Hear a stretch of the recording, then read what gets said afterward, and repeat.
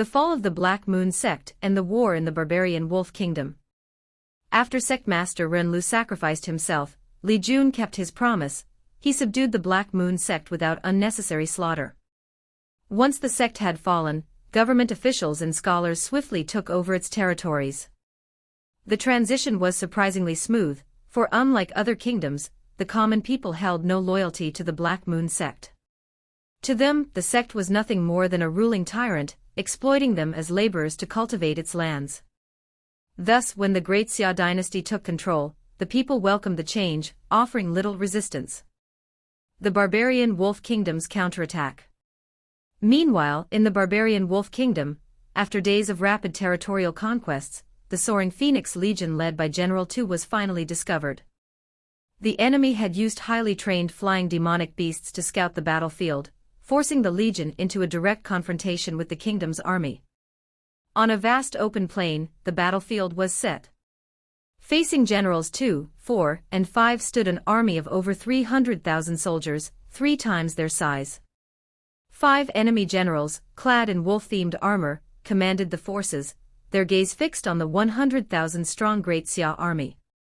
But General Tu's focus wasn't on the numbers. His sharp eyes rested on the 10,000 cavalry riders, each mounted on a massive swift wolf, the infamous hunting wolf cavalry, renowned for their speed and brutality. A cruel smile appeared on his lips. This will be interesting. Yet, a head-on clash was not an option, the casualties would be too high. A strategy of chaos. With a flick of his wrist, General Tu signaled a soldier, who stepped forward and presented him with a small pill. Mounted atop his demonic warhorse, the general inspected the pill with satisfaction before casually tossing it into the air. The enemy commander, sensing an unknown threat, barked an order for his soldiers to brace for impact. But instead of targeting their ranks, the pill landed a few hundred meters away from the battlefield. For a moment, nothing happened. Then, a strange scent spread through the air. Almost immediately, the swift wolves under the hunting wolf cavalry began twitching and growling, their previously disciplined forms unraveling into agitation and restlessness. The enemy soldiers were stunned. Their wolves had been rigorously trained, yet they now snarled and ignored all commands. Then, their eyes turned blood red. An ear-splitting howl erupted from their throats, piercing the battlefield. Without warning, the entire cavalry lost control as the wolves lunged toward the pill's location, completely ignoring their riders. The once formidable cavalry formation crumbled in an instant. Soldiers were thrown off their mounts, only to be trampled to death by their own beasts.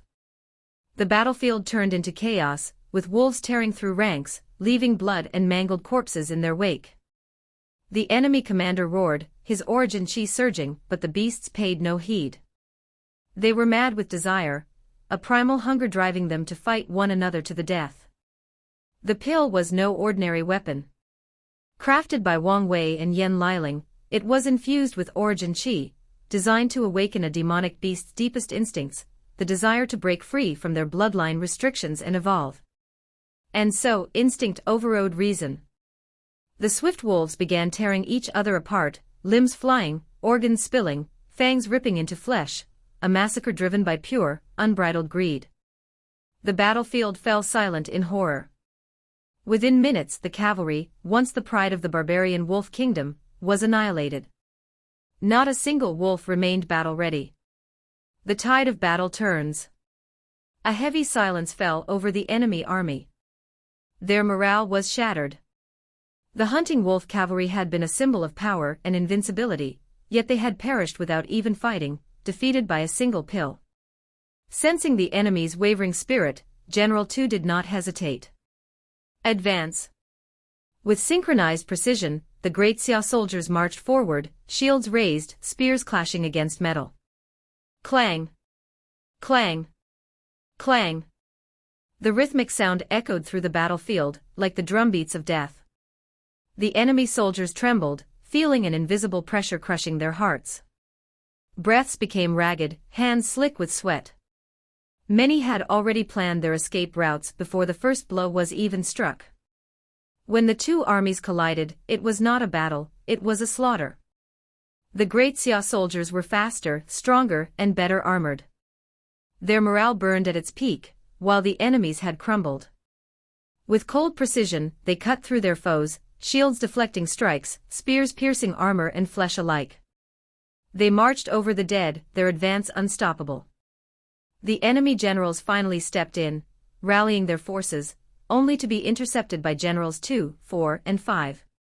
Outnumbered 5-3, they still dominated the fight, swiftly cutting down their opponents. Only 2 enemy generals had reached the divine altar realm, far too weak to stop them. With their leadership decimated, the barbarian Wolf Kingdom's army collapsed. The war was over. A new threat looms. 1 month later. Seated upon his dragon throne, Wang Wei listened as new reports arrived from the front lines. An official stepped forward, bowing deeply. "Your Majesty, urgent news from the battlefield." Wang Wei's gaze sharpened. "Speak." "An outside force has interfered in our conquest of the barbarian Wolf Kingdom's capital." A flicker of cold killing intent flashed across Wang Wei's eyes. "Who dares?" The Fate's shadow agent hesitated for a brief moment before speaking. "It's..." Upon noticing the hesitation on the agent's face, Wang Wei spoke calmly but firmly. "Your task is simply to report the information you've gathered. You need not concern yourself with anything else." The agent exhaled deeply, relief washing over his face before he began his report. According to intelligence from the frontier, General Tu and his legion have successfully conquered the majority of the barbarian Wolf Kingdom, except for the capital. Just as they were on the verge of breaching the city, 5 unknown divine altar realm cultivators emerged and thwarted their assault. The room fell into silence, tension thick in the air. The ministers exchanged wary glances, some showing outright fear. The more cunning among them understood that something momentous was unfolding. Wang Ju, her brows furrowed, questioned, "Are you certain of their origins?" The agent lowered his head slightly. "We have strong evidence linking them to the noble alliance within our dynasty. However, before we could gather irrefutable proof, they erased all traces connecting them to the barbarian Wolf Kingdom." A hushed murmur spread among the officials. Without concrete evidence, His Majesty couldn't simply order the extermination of these nobles. The Great Xia dynasty was governed by laws, and even the emperor had to operate within certain constraints. After a moment of contemplation, Wang Wei issued his command: "Instruct the royal guard captain to detain all nobles in the capital." The hall erupted into chaos as several ministers fell to their knees in protest. "Your Majesty, you cannot." Wang Wei's expression remained impassive. "And why is that?" "The laws of the dynasty dictate that arrests require a defined crime," one of the kneeling ministers responded anxiously. A faint smile played on Wang Wei's lips. "If I recall correctly, my word is law in this dynasty." A cold sweat broke out on the ministers' backs. Though Wang Wei exuded no aura, an invisible pressure settled over the room. His presence alone carried the weight of an emperor, one who ruled over billions, whose will shape the fate of the dynasty. Silence reigned. Over the years, these officials had grown accustomed to His Majesty's wise and measured governance, his willingness to hear their counsel. Unlike many other rulers, Wang Wei valued discourse and allowed criticism. Yet in that moment, they were reminded of an undeniable truth: he was not merely a ruler of wisdom, but one who had forged his empire with iron and blood. His word was absolute. Breaking the silence, Empress Donglifan spoke with measured grace. "Your Majesty, while you hold supreme authority, there is value in exercising restraint. Reputation may not matter to you personally, but it is a vital tool for governance. A softer approach will serve us better, particularly when managing newly conquered territories." Wang Wei pondered her words before nodding. He turned to Wang Ju. "Do we still possess records of the crimes these nobles committed before the dynasty's founding?"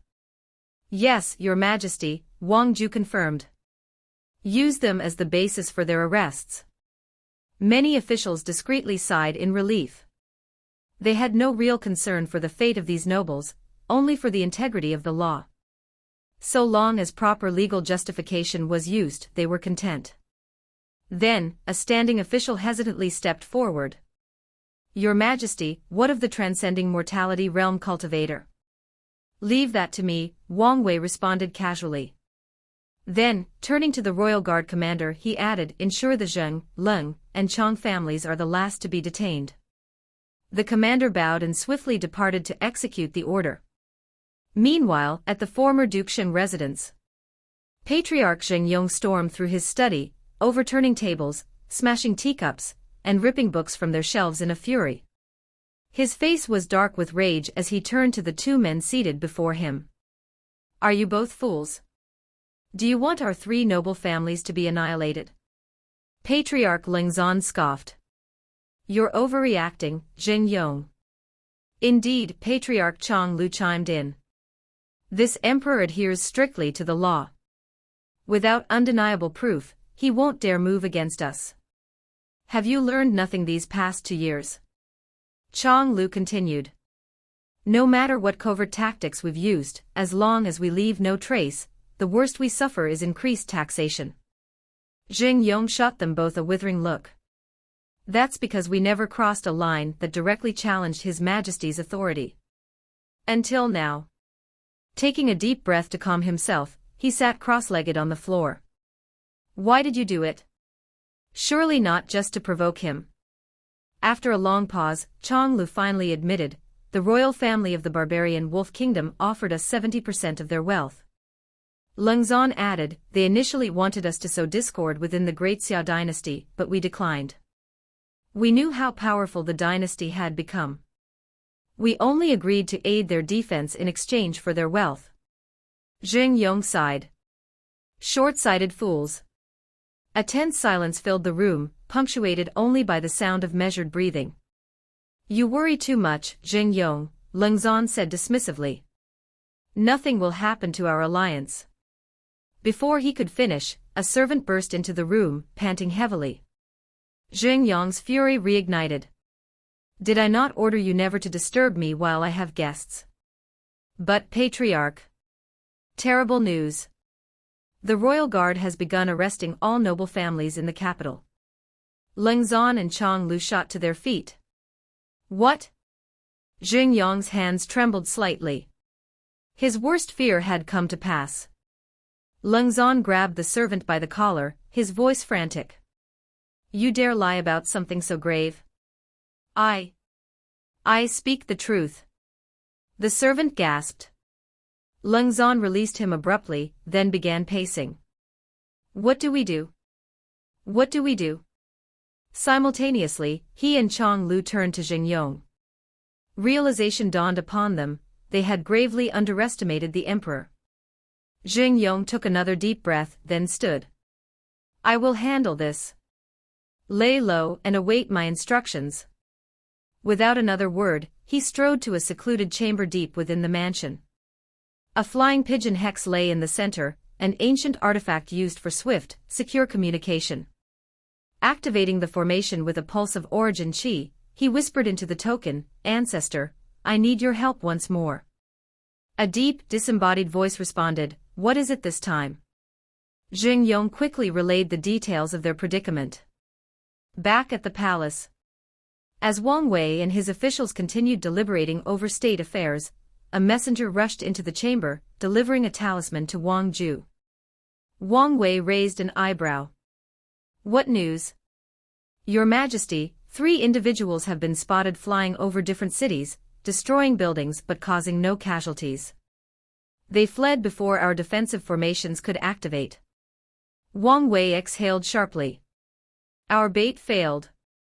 Yen Liling, standing nearby, sighed. "A missed opportunity."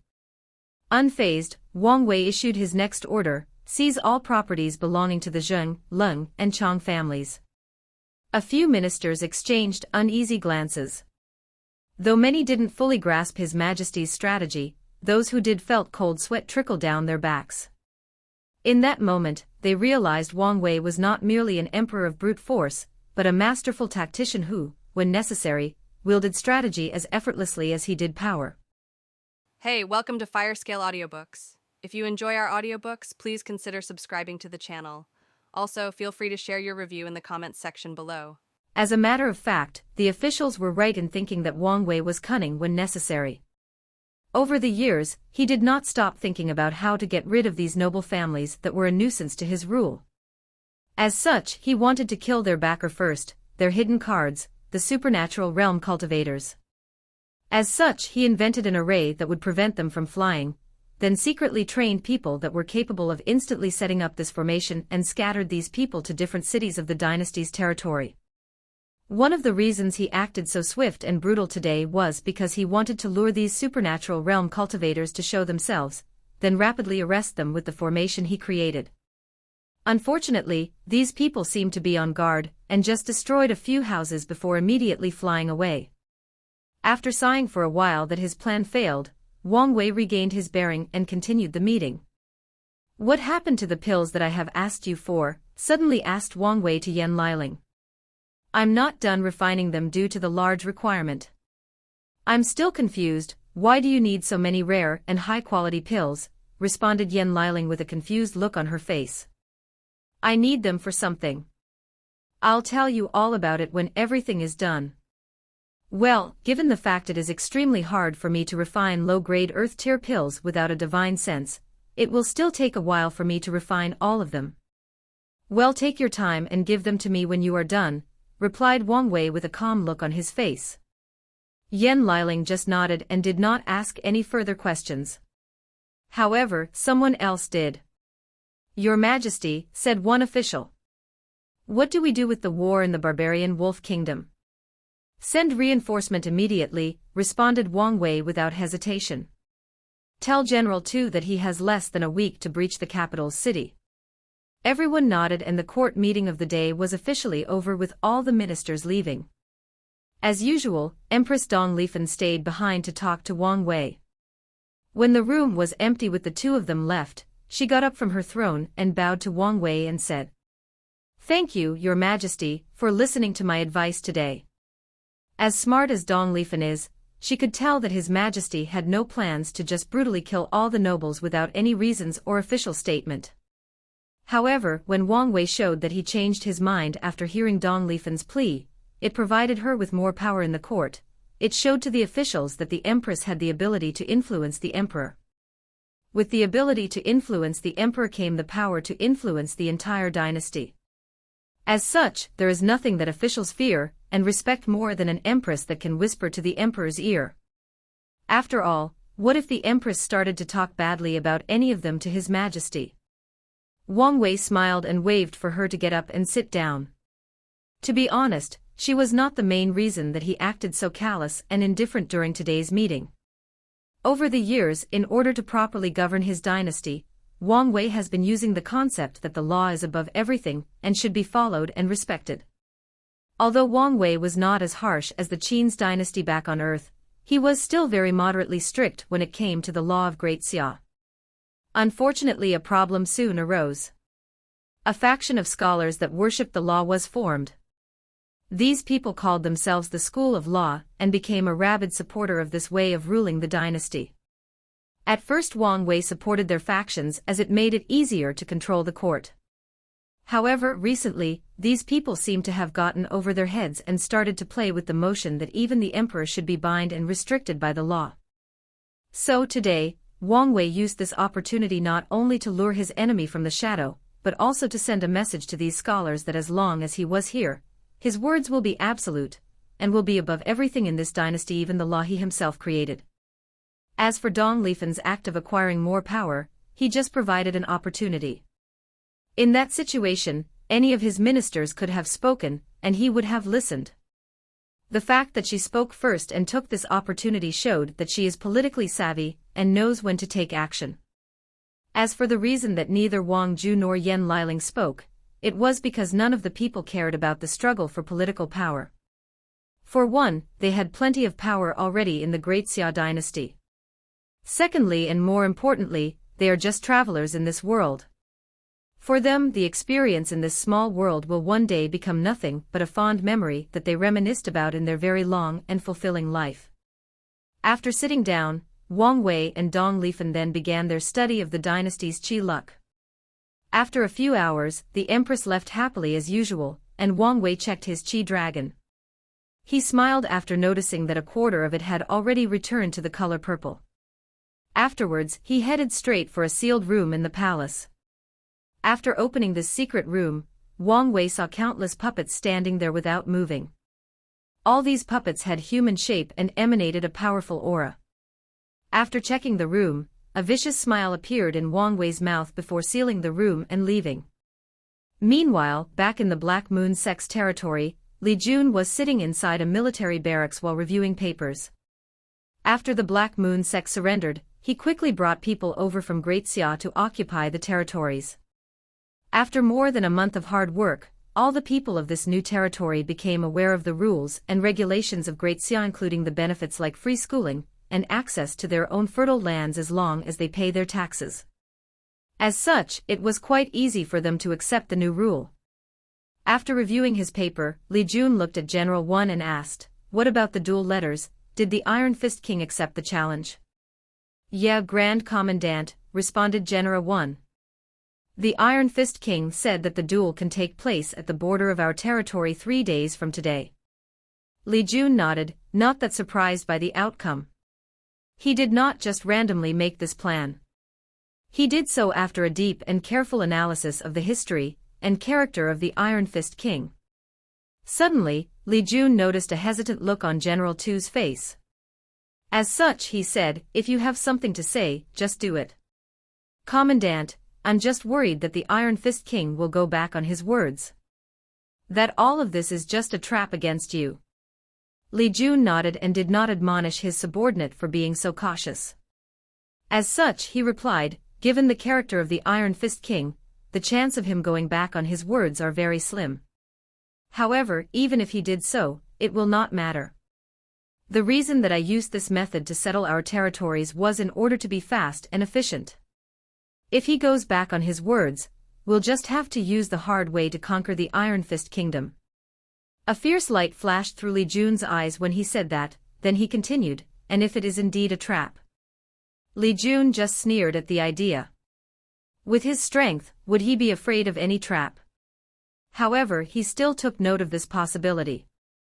He has also learned a great deal of things after the incident back in Blackwing City.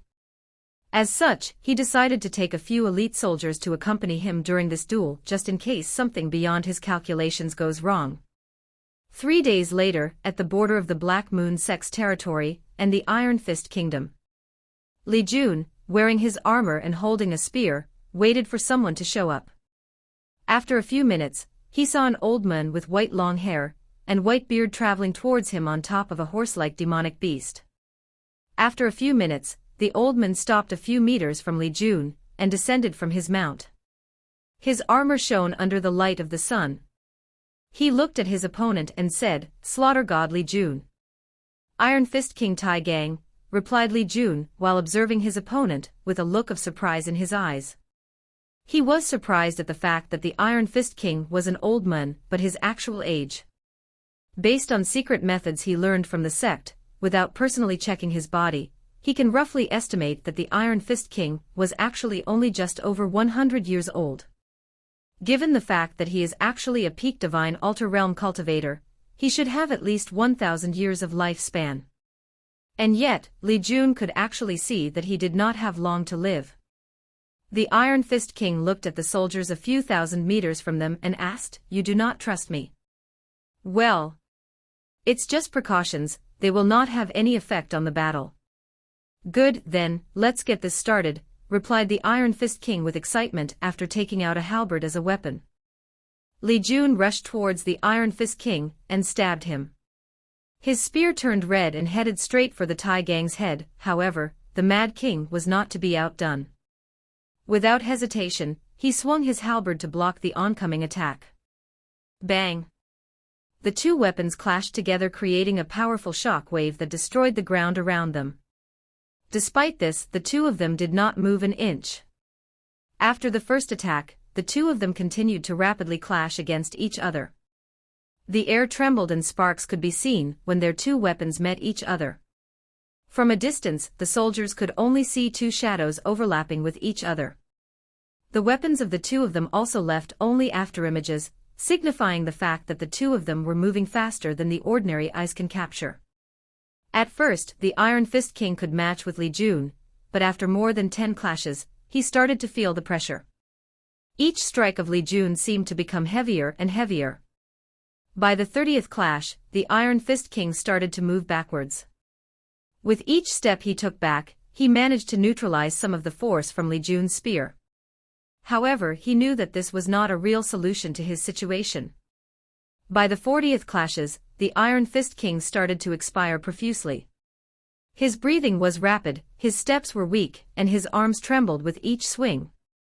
More importantly, his vast origin chi was running out faster than he expected. He looked at the normal and relaxed behavior of his opponent and sighed. These extraterrestrial demons are as strong as I anticipated, thought the Iron Fist King in the midst of battle. He knew that this was not the way to go, so he changed tactics. When Li Jun attacked him again, he did not collide head-on. Instead, he moved his halberd sideways and blocked the attack. Then, he used the recoil of the attack to move a few meters away from his opponent. Li Jun looked at the Iron Fist King a few meters away from him, and did not chase after him. After all, his purpose was to subdue him, not kill him. As such, he will also allow his opponent to use all his cards and defeat him with absolute strength to show the difference between them. After taking a few seconds to breathe heavily, the Iron Fist King managed to regain some strength and stamina. More importantly, all the 270 divine veins inside his body absorbed the spiritual chi around him to replenish his origin chi. The Iron Fist King was surprised by the fact that his opponent allowed so much time to recover, but he did not care about the reason. As long as he managed to have a satisfying battle, he did not care about anything else. After recuperating his strength, the Iron Fist King decided to use a different method. He raised his halberd in the air and swung down. With a swish sound, a more than 30 meters vertical slash headed straight towards Li Jun. The slash destroyed anything that was in its way, the ground and the air. When Li Jun noticed the green slash coming his way, he did not falter. His spear turned red and directly pierced the slash. Boom! An explosion occurred after the two attacks touched each other. The ground around Li Jun exploded into countless pieces with debris flying everywhere. However, Li Jun did not care about this. What he cared about was the fact that this was not a normal attack but a spiritual one. After clashing with the slash, countless images suddenly appeared in his mind. He saw the death of all his concubines, his companion Yan Liling, his mother and father. He even saw Wang Wei's death. For a brief moment, a deep fear suddenly enveloped Li Jun, fear of losing the people closest to him, fear of being alone in the world. However, after a brief moment, these images disappeared. As a person who passed the pagoda trial, Li Jun has a powerful Tao heart and willpower. What's more, his spirit is way more powerful than the Iron Fist King. The Iron Fist King watched with a frown how his opponent easily destroyed his attack. This move was one of his most powerful and proud methods. Being able to bring out the inner fear of his enemy, then weakening their combat ability. The Iron Fist King has always been proud of how strong his spirit was, as it was cultivated through countless battles. Spirit attacks, huh, said Li Jun with a smile on his face. Why don't you try mine? After saying that, Li Jun also used a flying attack from a distance. However, his attack was not a slash, but a more 40 meters long spear manifested from the origin weapon in his hand, headed straight for his opponent. After seeing this, the Iron Fist King's face changed, and he mobilized all the origin chi in his body to prepare to defend. Instead of using another flying attack, the Iron Fist King clashed heads with the oncoming spear. His halberd turned green as he clashed with the upcoming red spear. Boom! The halberd clashed with the attack, creating a powerful explosion in the surrounding slash. Nevertheless, the Iron Fist King still managed to stop the attack for a brief moment. However, it was only for a short while. Immediately afterwards, the spear pushed him backwards, leaving skidding marks on the ground. However, the Iron Fist King was still trying to stop the attack. He vomited a big mouthful of blood and his old face became pale. However, he did not stop. A hint of excitement flashed across his eyes as he used more strength in order to stop the attack. He mobilized all the origin chi possible and strengthened the muscles in his arms to increase his power. This method was somewhat useful. With this newfound power, the spear slowed down dramatically, but it still did not stop completely. As such, the Iron Fist King was miserable. He threw up countless mouthfuls of blood. His armor was mostly destroyed, and he seemed to have aged considerably. After being pushed for more than a few hundred meters, the spear was stopped and disappeared. However, before the Iron Fist King could breathe a sigh in relief, an intense desire to slaughter invaded his mind. He secretly cursed as he realized that he was affected by a spiritual attack. The Iron Fist King's eyes suddenly turned red, as he felt his mind slowly being swallowed by the desire to kill. He tried to fight the urge by himself, but it was to no avail. As such, he tried physical pain to wake him up. He clenched his teeth and hands until both his mouth and palms were bleeding. This pain seemed to be useful, so the Iron Fist King sought to use this method. Without hesitation, he stabbed the pointy end of his halberd straight into his thigh. He screamed out loud in agony. However, the intense throbbing pain managed to distract him from his desire to kill. Immediately afterward, the Iron Fist King knelt in one knee to support himself. Despite his act of self-mutilation, the Iron Fist King realized that even this level of pain was not enough to completely free himself from Li Jun's spiritual attack of slaughter. As such, he started to twist the halberd that was still stuck on his raised leg. Blood squirted out his thigh as the Iron Fist King screamed out loud.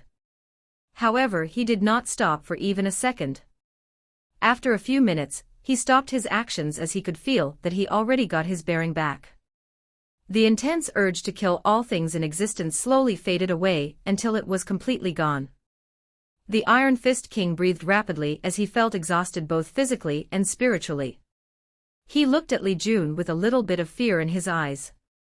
However, immediately afterwards, his fears were replaced by a desire for battle even though he was not in the shape to fight right about now. "Your plan will not succeed," suddenly said Li Jun, who watched all the Iron Fist King's actions with a calm look on his face. "What do you mean? I figure out the reason why you are so young, yet you have so little lifespans left. You used battles between life and death to break through the cultivation realm quickly," said Li Jun while placing his spear on his shoulder. "Is there something wrong with that?" "Well, there is. If you do it once or twice, it will be fine. But if you do it constantly, you will use your lifespan to pay for each breakthrough." The Iron Fist King's eyes lit up after hearing this. He has been pondering the reason for his rapid aging. He thought it was because there was something wrong with his cultivation technique, but it seemed that it was not the case. The Iron Fist King then sighed after realizing his mistake, then he asked, "What do you mean that my plan will not work?" Li Jun smiled after hearing the question and explained. "You probably wanted to break through the supernatural realm during a life and death situation.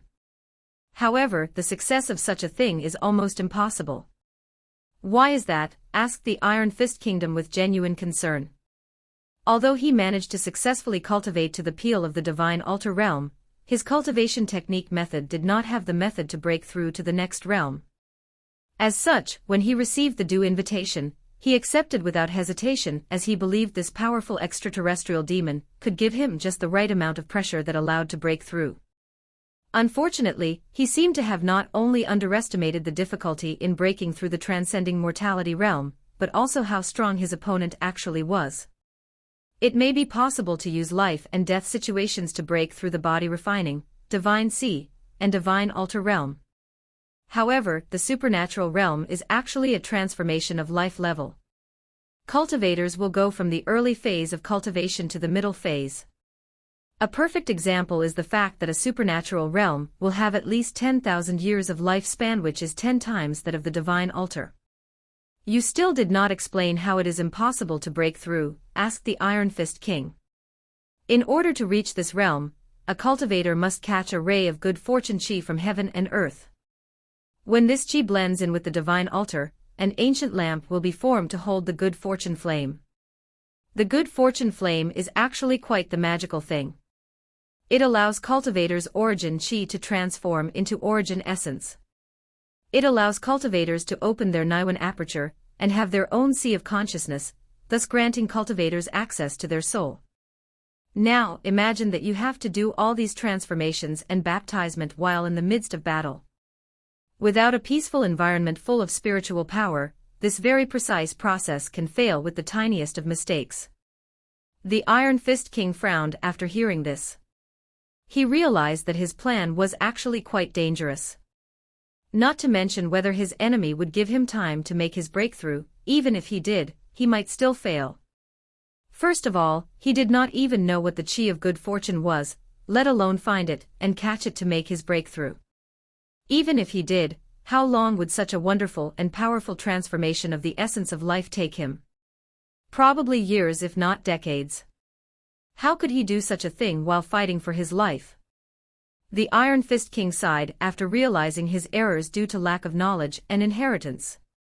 After pondering for a while, he looked at Li Jun and asked, "Why are you telling me this?" "Something tells me it is not because you are absolutely sure of your victory." "You are indeed right," responded Li Jun with a smile. "My big brother wants you to acknowledge allegiance to him." "Big brother? You mean the Emperor of Xia wants me to become a general under him?" "No, you misunderstood. To us, this world is nothing but a trial for which we will eventually leave. My big brother acknowledged your abilities, and wanted you to follow us back to our world when we leave here."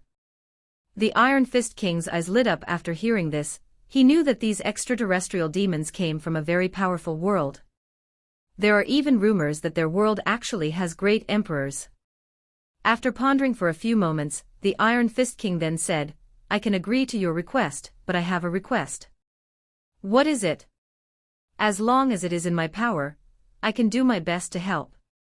"I can see that you did not use all your strength during this fight," said the Iron Fist King with a dangerous light in his eyes. "I want you to attack me with your most powerful attack." "Are you sure about this?" asked Li Jun with a frown on his face. "With your current situation, you will probably not survive my strongest attack." "It's all right. Anyway, it's just death," replied the Iron Fist King with a nonchalant attitude.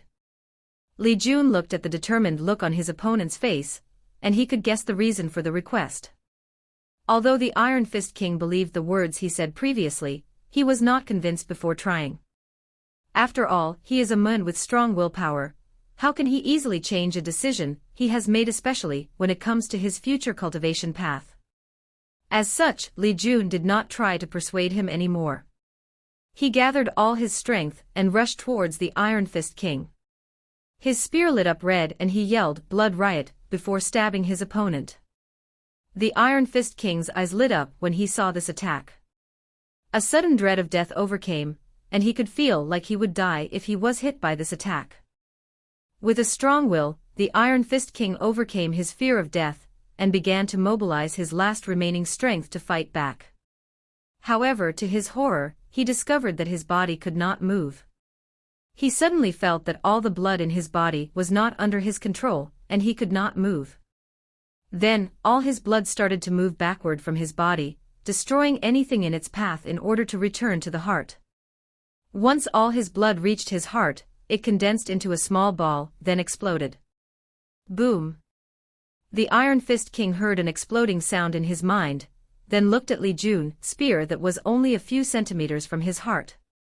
He vomited a large mouthful of blood. However, immediately afterwards, blood started to come out in every orifice in his body. Whether it was his eyes, noses, ears, and even the pores in his skin. With an incredible look on his face, the Iron Fist King fell on his back with his body looking quite stiff. Li Jun looked at him on the ground and shook his head. He took a pill from his space ring, and a look of pain could be seen on his face as he looked at the pill. Well, he could not help, as this was a high-grade Earth-tier pill that primordial spirit realm cultivators can use. It's not that Li Jun did not have access to higher levels of pills, but this was the highest level of pills allowed in the trial. What's worse, this pill was actually a healing one, which made it even more valuable. However, Li Jun did not hesitate much to feed this pill to the Iron Fist King. Another reason that he chose such a valuable pill was due to the fact that it could help alleviate the Iron Fist King's problem with his lifespan. After feeding him the pill, he carried him back to the military barrack. While the Iron Fist King was resting, Li Jun was reviewing the last attack he made during this fight. As a matter of fact, this move was not actually a part of the heaven fighting scripture that he cultivated, but one he created himself after years of study. When he started to cultivate, his big brother Wang Wei warned him to not strictly follow the scripture, and to think of his own Tao instead. Although the heaven fighting scripture provided a step-by-step guidance on how to cultivate the Tao of fighting, Li Jun chose his main Tao to be slaughter. His dream, or should say goal, is to be a fierce general that slaughters all the enemies in his big brother's path of the emperor.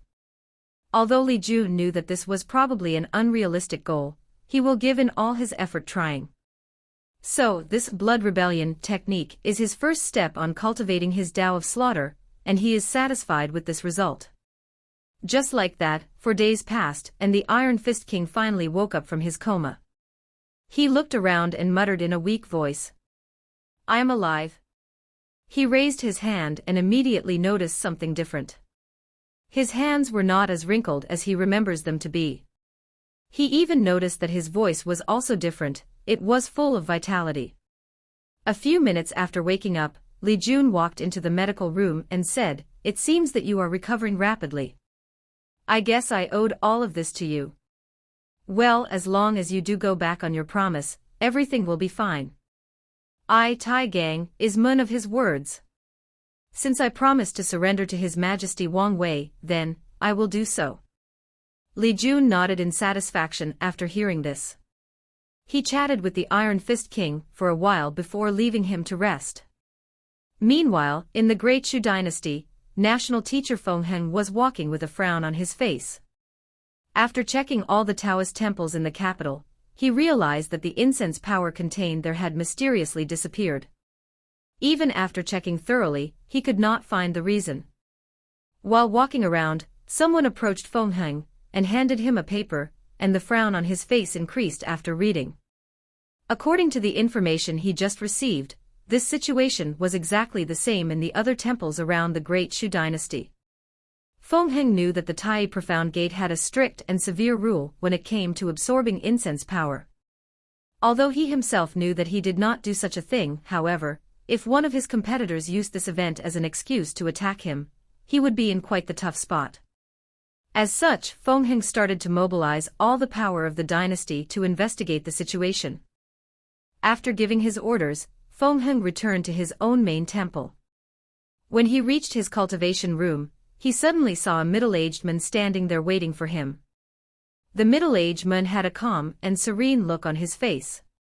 His eyes radiated a profound wisdom that made anyone who approached him instantly have a good impression of him. Despite the man's unusual temperament, this was not the thing that caught people's attention when first meeting. His most noticeable or recognizable trait was his short black hair. Unlike most people who keep their hair long, this man had very short hair. Although it was to the point of being completely bald, it was quite close to it. However, this short somehow accentuated his calm and peaceful vibe. Feng Heng looked at the man with a surprised look on his face and asked, "Master?" The man just nodded to Feng Heng, who rushed to meet him with an exciting smile on his face. "Master, you seemed all right now." "No, you seemed better than all right." "Yes. I have found something that stabilized my primordial soul." "Really?" "Ha, who would have thought that such a small world would have such a powerful thing," responded Feng Heng, genuinely happy for his master. "Yes, who would have thought," nodded the middle-aged man. "Disciple, how are things going recently?" "I just received an envoy from the Great Zhou dynasty asking us to not interfere in their battle with the Great Wu dynasty." "So what are you going to do?" "I'm going to accept, after all, remaining neutral was our original plan. However, the people of the Great Wu dynasty need to pay certain prices to buy our neutrality," responded Feng Heng while looking out a window in his room. Feng Heng's master nodded after hearing this, Then he suddenly asked, "Something seemed to be on your mind." "What happened?" "Master, I just discovered that a large portion of incense power was absorbed in the temples throughout the dynasty. I'm just worried about this." A gleam of light flashed from Shifuyu's eyes after hearing his disciple's words and asked, "Did you find the culprit?" "That's the problem, Master. I have not found anything despite personally searching with, well, you know what." Shifuyu nodded as he understood the meaning behind his disciple's words. "Do you think that one of your competitors in the sect did it?" "It's unlikely. As the Tao child of the sect, I am the only one chosen to participate in this trial." "Disciple, you are too tender. Do you think your competitors will easily give up the position of Tao child? Even if they cannot attend the trial, with the supporters they have, they can easily sneak in a few of their subordinates into this world in order to cause you trouble." Feng Heng frowned after hearing this and started thinking. The Tai Profound Gate way of choosing a successor is different from the Tao Opening Sect. While the Tao Opening Sect was decided purely based on strength, Wang Wei being the only exception, the Tai Profound Gates process is more complicated due to it being a religious sect based on Taoism. Besides strength, its successor, aptly named Tao Child, is chosen based on the amount of people supporting them in the sect and, more importantly, their understanding of the sect's philosophies and teachings. In the Tai Profound Gate, this is called Dharma Heart or Dharma Perception. One of the reasons that Feng Heng was able to become the Tao Child was due to his profound Dharma perception. And the reason he had such a deep understanding of Taoist Dharma was because his master, Shifuyu, personally explained it in great detail to him. As such, Feng Heng has a great deal of respect for his master. Not only because of his powerful origin, but because of his profound understanding of Taoism. After his master pointed out the possibility of his competitor sending spies to try to sabotage his trial, he realized that this was actually a possibility. Even if he failed this trial, his status would not be affected that much.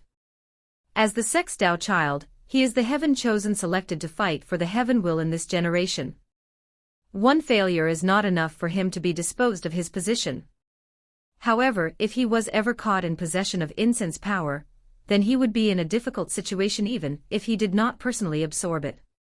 After thinking about this, Feng Heng decided to spend more resources focusing on finding the spies his competitor sent in this world.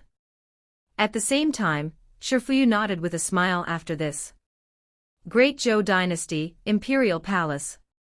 Ji Song sat in his dragon throne and looked at the envoy that had just arrived back from the Great Shu Dynasty. His bulging muscles could be seen from his dragon robe, and he emanated a majesty at all times. "So, what was the result?" he asked. The envoy trembled a little after hearing the question before answering, "Your Majesty, they agreed to not interfere, but they have some demands." "What demands?" asked Ji Song back, who had anticipated this outcome. The envoy took out a paper with a list of the demands, and intended to hand it over to someone that would then give it to His Majesty. However, the paper suddenly flew from his hand and landed on Ji Song's hand, who immediately started reading it. After taking a brief overview of the list of demands, Ji Song frowned for a little while before going back to normal. The list mostly demanded population. Although the quantity was quite large, it did not go over his bottom line. As such, he readily agrees with the terms. Immediately afterwards, he stood up from his chair and said, "Now that everything is ready, let's start the war with the Great Wu Dynasty. I never liked these cunning snakes. I will personally lead the battle for this war." After saying this, Ji Song ignored the dissuasion of his ministers and headed straight for the military barracks. Meanwhile, Prime Minister Ji Su sighed and did not say anything regarding this matter. Back in the Great Xia Dynasty, the Iron King Fist, who has just healed from his injury, was sitting in a soaring phoenix construct flying back to the capital to meet Wang Wei. "Is it true that people can become great emperors in your world?" asked the Iron Fist King with a cunning gleam of light in his eyes. Li Jun noticed this gleam and he could understand the reason behind this, but he did not say anything but just smiled and said, "It's true. Our world has given birth to countless great emperors. I wonder what it is like to be so powerful," muttered the Iron Fist King under his breath. After a few hours, the two of them reached the capital, and went to see Wang Wei, who was sitting on his dragon throne. After entering the meeting room, the Iron Fist King looked at the officials around and ignored them. He glanced lightly at Wang Wei before bowing. Tai Gang has seen His Majesty. Wang Wei nodded to him to rise, and he took a good look at this charismatic Mad King. Due to the precious pill Li Jun used to heal, he looked a lot younger than the image he saw of him. He no longer looked like a decrepit old man, but more like someone in his 60s. After close observation, Wang Wei discovered that this Iron Fist King did fully respect him. Or to be precise, he seemed to have some ideas that he should not have. As such, Wang Wei suddenly used the power of his true will granted by his transcendent Tao foundation, and he looked the Iron Fist King straight into the eyes.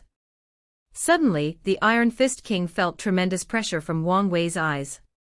He felt like every secret on him had been seen through, then he saw countless strings attached to him and started to strangle him. The Iron Fist King felt a supreme pressure that wanted him to kneel down in allegiance, however, he refused to do so. He bit the tip of his tongue to alleviate the pressure, however, it was of no use. He suddenly coughed off a mouthful of blood and knelt in one knee on the ground. However, he was still resisting the pressure, the supreme will that enveloped him. However, to his horror, he discovered that his divine altar started making creaking sounds, and more new cracks started appearing. He could feel that his divine altar would be destroyed if he resisted any more, but he refused to give up. As a man who can easily accept death, being crippled was nothing to him. Nevertheless, the Iron Fist King still felt humiliated. Not at the fact that he was forced to kneel down, but at the fact that his opponent just needed one look to make him into this severe situation.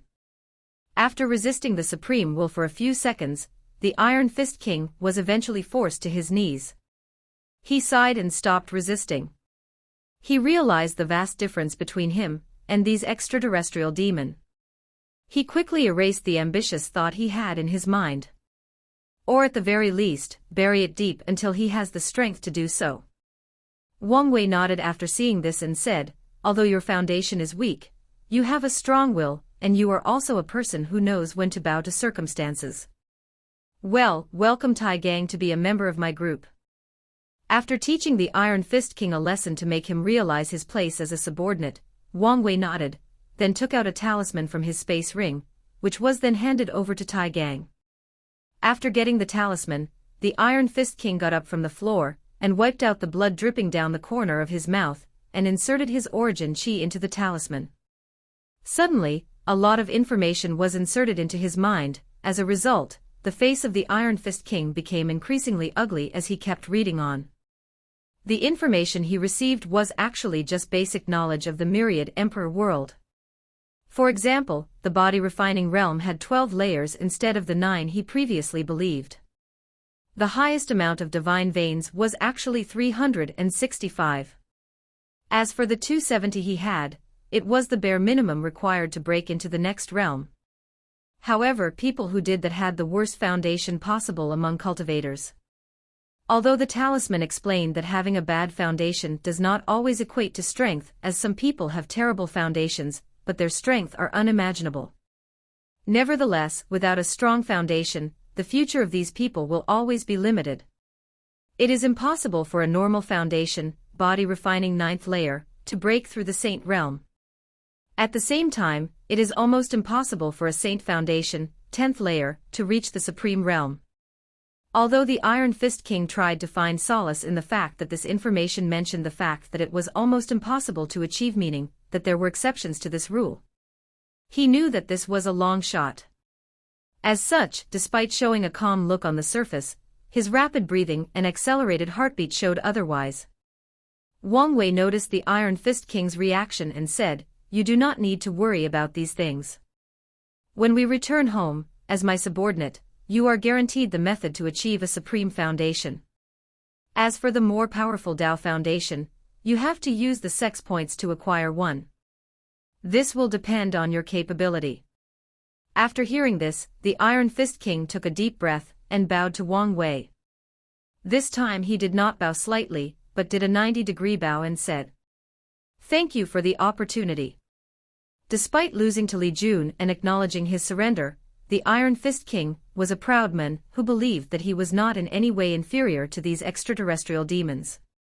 He believed that the main difference between him and these foreign guests was the fact that he did not have the same amount of resources and opportunity granted to them by birth.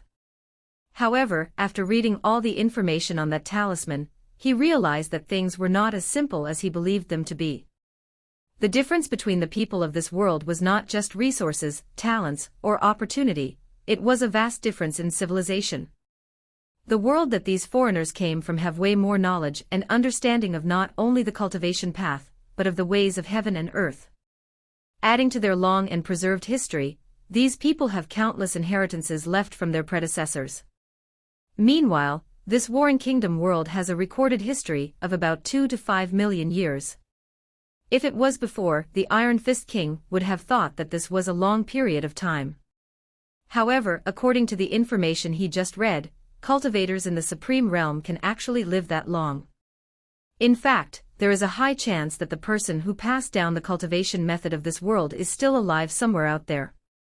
After dealing with the Iron Fist King's affair, Wang Wei began to discuss the affairs of Great Xia. He looked at Li Jun and asked him to report the situation of the war.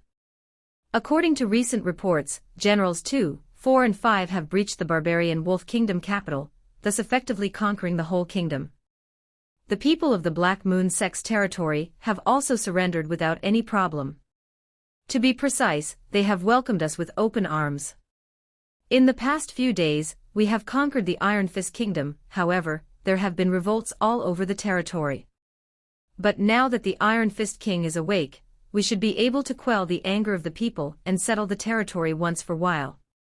After saying this, Li Jun looked at the Iron Fist King, who just nodded in agreement. Wang Wei was satisfied as always with Li Jun's work and nodded in approval. Well, now that our territory is so vast, the current division may not be enough. Wang Wei suddenly stopped his words and looked in the corner and roared out loud, "Who dares to intrude in this court's meeting?" Everyone was surprised by the sudden roar and looked in the same direction as His Majesty, but there was nothing there. As such, many people became puzzled, while some people believed that His Majesty had made a mistake. Of course, with the exception of Li Jun, Yan Liling, and Wang Ju. They knew that it was impossible for Wang Wei to make a mistake. However, even they could not detect anything after looking. After seeing no one answered his call, Wang Wei instantly mobilized his powerful fleshly body and threw a punch. His skin and muscle vibrated rapidly, and the vibration traveled into the air directed at the corner. Boom! The entire palace trembled and an explosion took place. Cracks started to appear everywhere in the palace, forcing many palace maids and eunuchs to cry in fear. Afterwards, someone flew from the palace.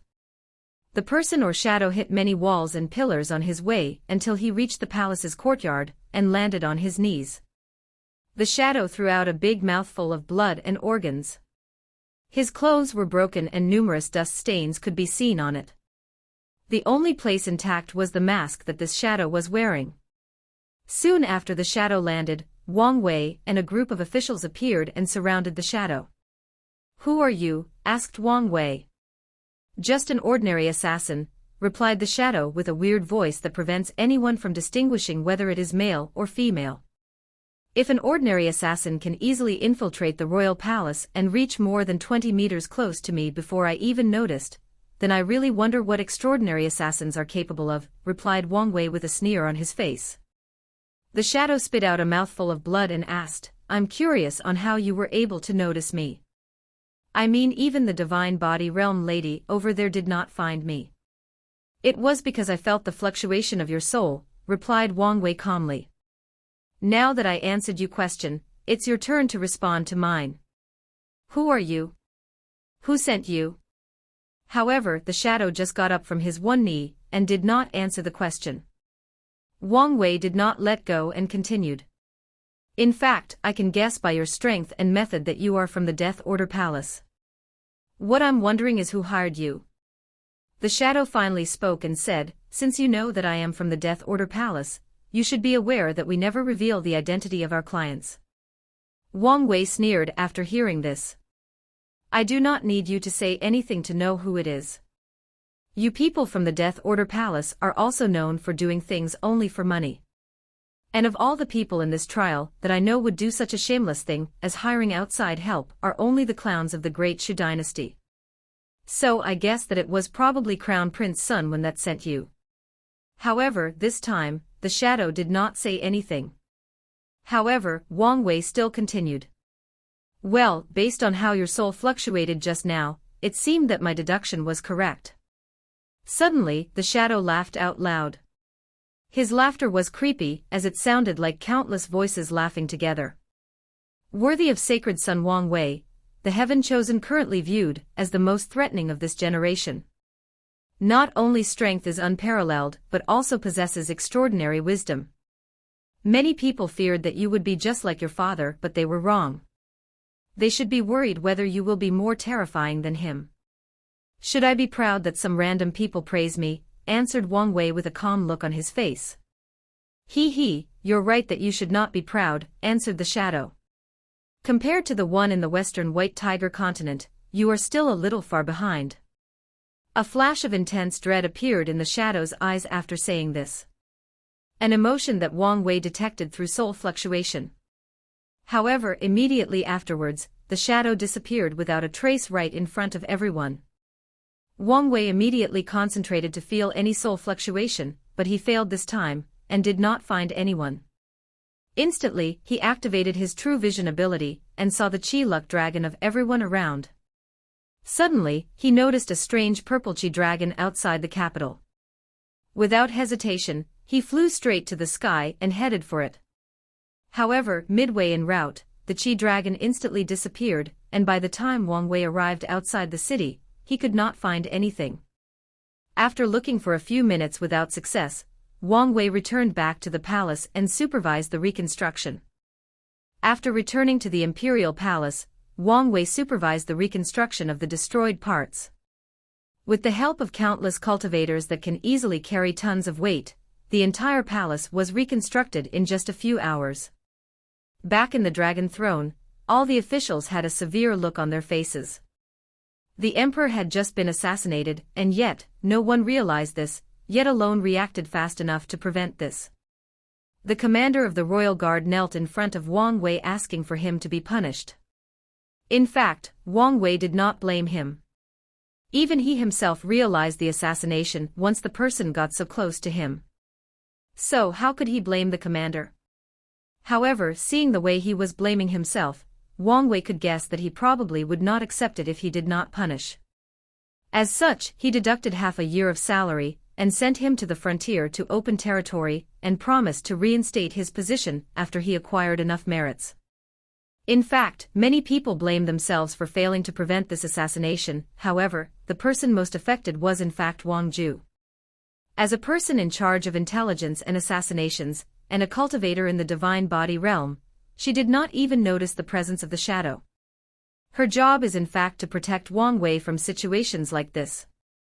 In the Dao opening sect, every generation of shadow is not only in charge of gathering information for the sect master, but also to protect them from dark plots and schemes.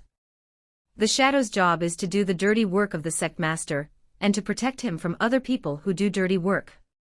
Wang Ju knew from a very young age what her duty was, and she has managed to do this job quite well, until today that is. Today, Wang Ju realized her inadequacy.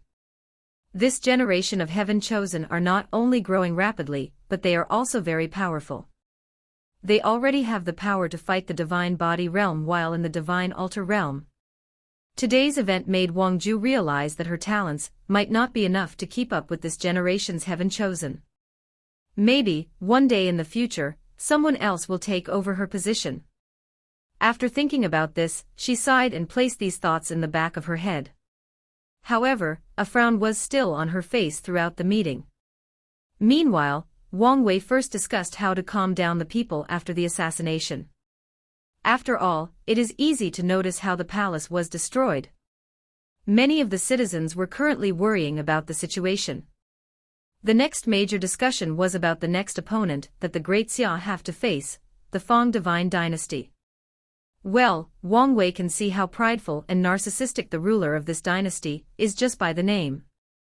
However, unlike other enemies he faced, he has to take this one seriously as it is headed by one of the heaven chosen from that is participating in this trial. Grand censorate, grand censorate. Wang Ju, yelled Wang Wei. His Majesty, responded Wang Ju. Did you say something? I'm asking you to explain the details of the Fang divine dynasty. Yes, as you wish, nodded Wang Ju, who took a deep breath to regain her bearing. The Fang divine dynasty is run by Empress Fang Lijuan, a member of the divine clan. She is this generation's divine child of the Fang family who was chosen to participate in the trial. As a matter of fact, there is another member of the divine clan in this world.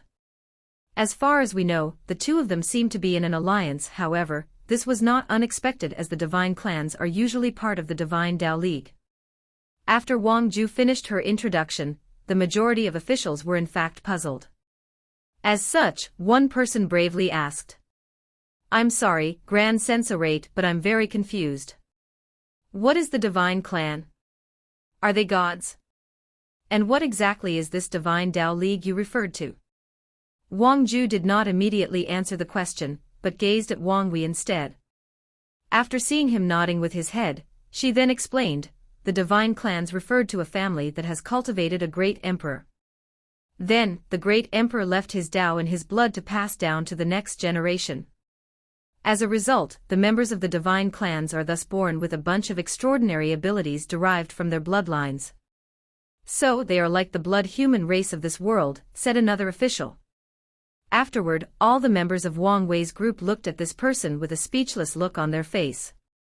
I am speechless at the fact that you just compare the bloodline of a great emperor with a bunch of demonized humans, said Yan Liling.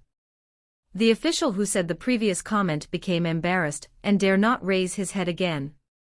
Excuse me, His Majesty, said the Minister of Education. From what we know, you are also from an emperor lineage, meaning that one of your ancestors was also a great emperor. So why are you not part of the divine clan? You look too highly at these divine clans.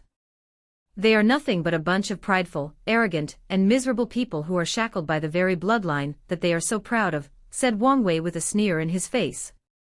In fact, not just him, even Li Jun and Yan Liling had the same sneer on their faces.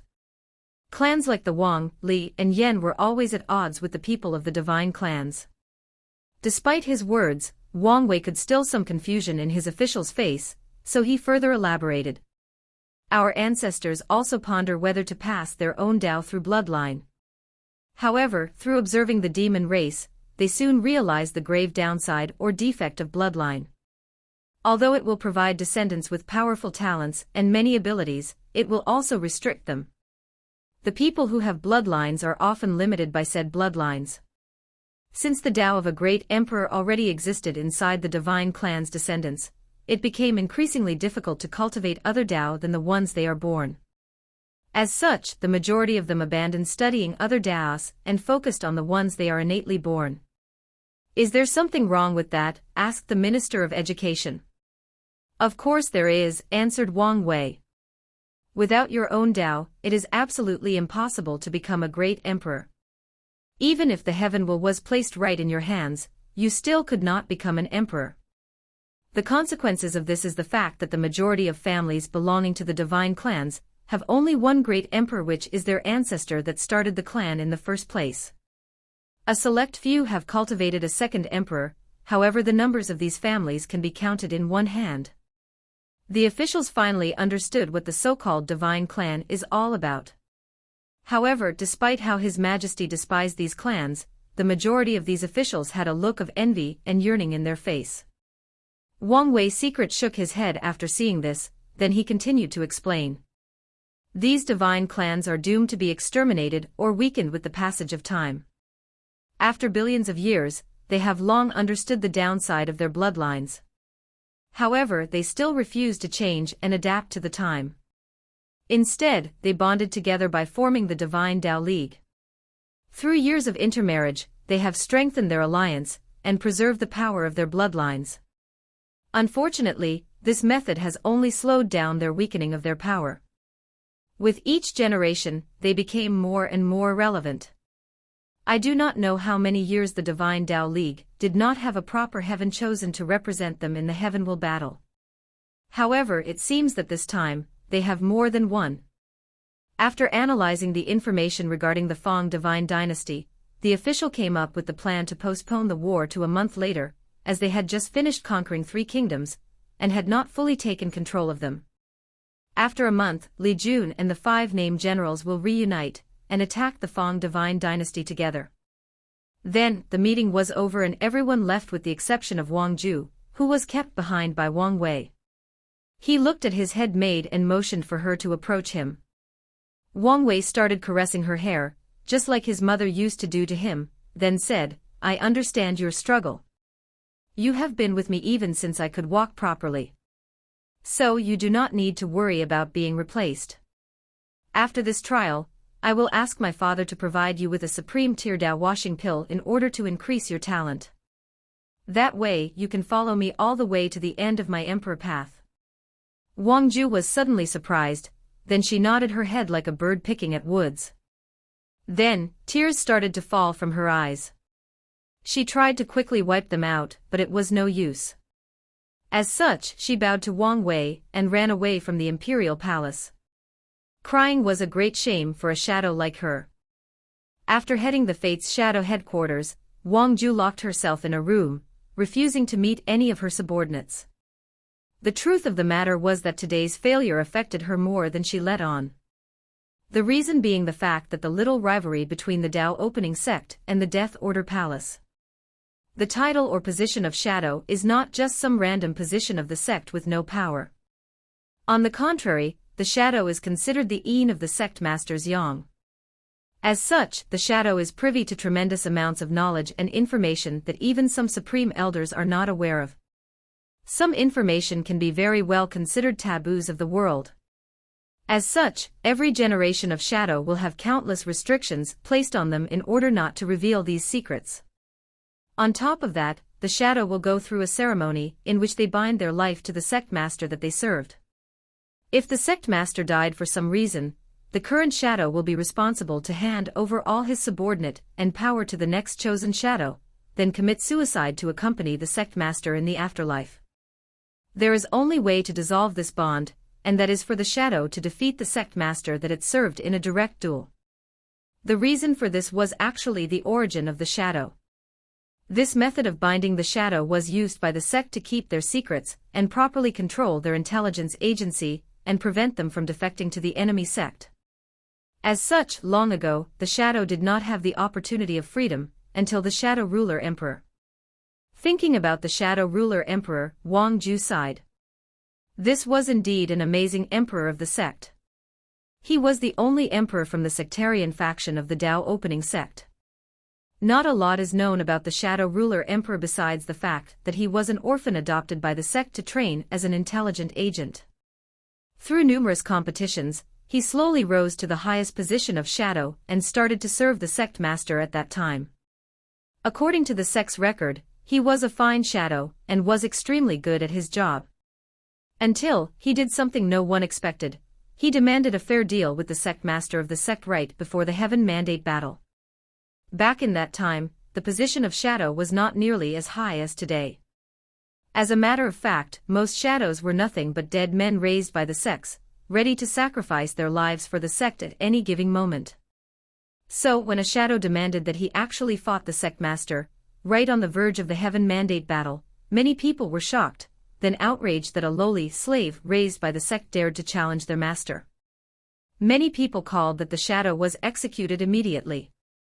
However, some elders at that time convinced the others to just allow this fight to happen as a way to show the superiority of the sect master and squash the ambitions of future shadows. So the fight was set. However, to the horror of all the high levels of the sect master of that time was decimated. According to records, the fight was not even a close one as the shadow easily defeated the sect master of that time. In fact, if the sect master did not activate the restrictions placed on the shadow, he might have died in that battle. After this fight, the high level were shocked and terrified.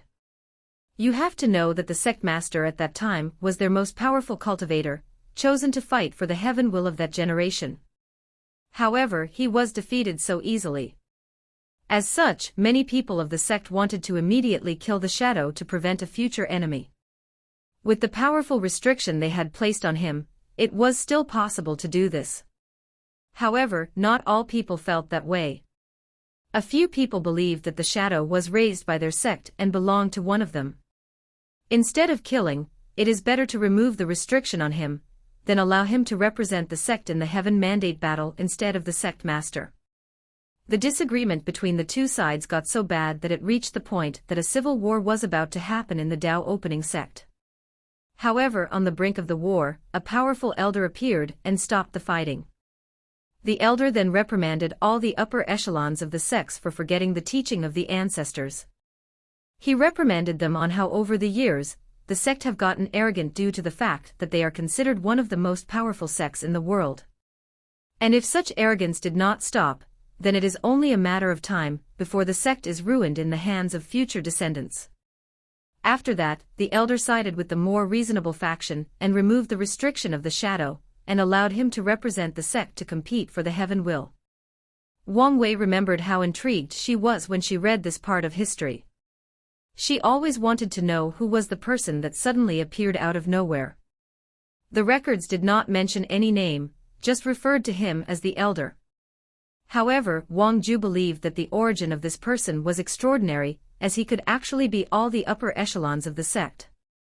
Being able to reprimand all those supreme realm true monarchs, then let them listen to him, this person must not have high status, but also be very powerful. Wang Ju guessed that this person must be one of the immortal venerable, or Tao ancestors that the sect have kept a secret. When Wang Ju was in the shadow training camp, she learned of their existence. However, the information she knew was also disturbingly vague. So she knew that by only reaching a certain level she would be privy to these secrets. Back to the story of the shadow. When the heaven will battle arrived, the shadow went on to suppress all his peers. His appearance was a shock to many of the heaven chosen of that generation, when they realized that the person representing the Tao opening sect was the shadow known to do the dirty works of the sect. However, none of that mattered because the shadow managed to prove the Tao and become known as the Shadow Ruler Emperor. After this event, a new sect rule was created that allowed the shadow to challenge the sect master in order to remove their restriction and change from shadow to sect master. Of course, Wang Ju has no desire to challenge Wang Wei for the position of sect master. As a matter of fact, she is technically not really the true shadow, as this position is still in the hands of the person serving sect master Wang Tian. The reason that she remembered this story right now was because of what Wang Wei said to her today. The Shadow Ruler Emperor was treated terribly back then by the sect, however, he still remained loyal. After he became emperor, the Shadow Ruler could have forsaken the Tao opening sect, or turned hostile to them, but he did not.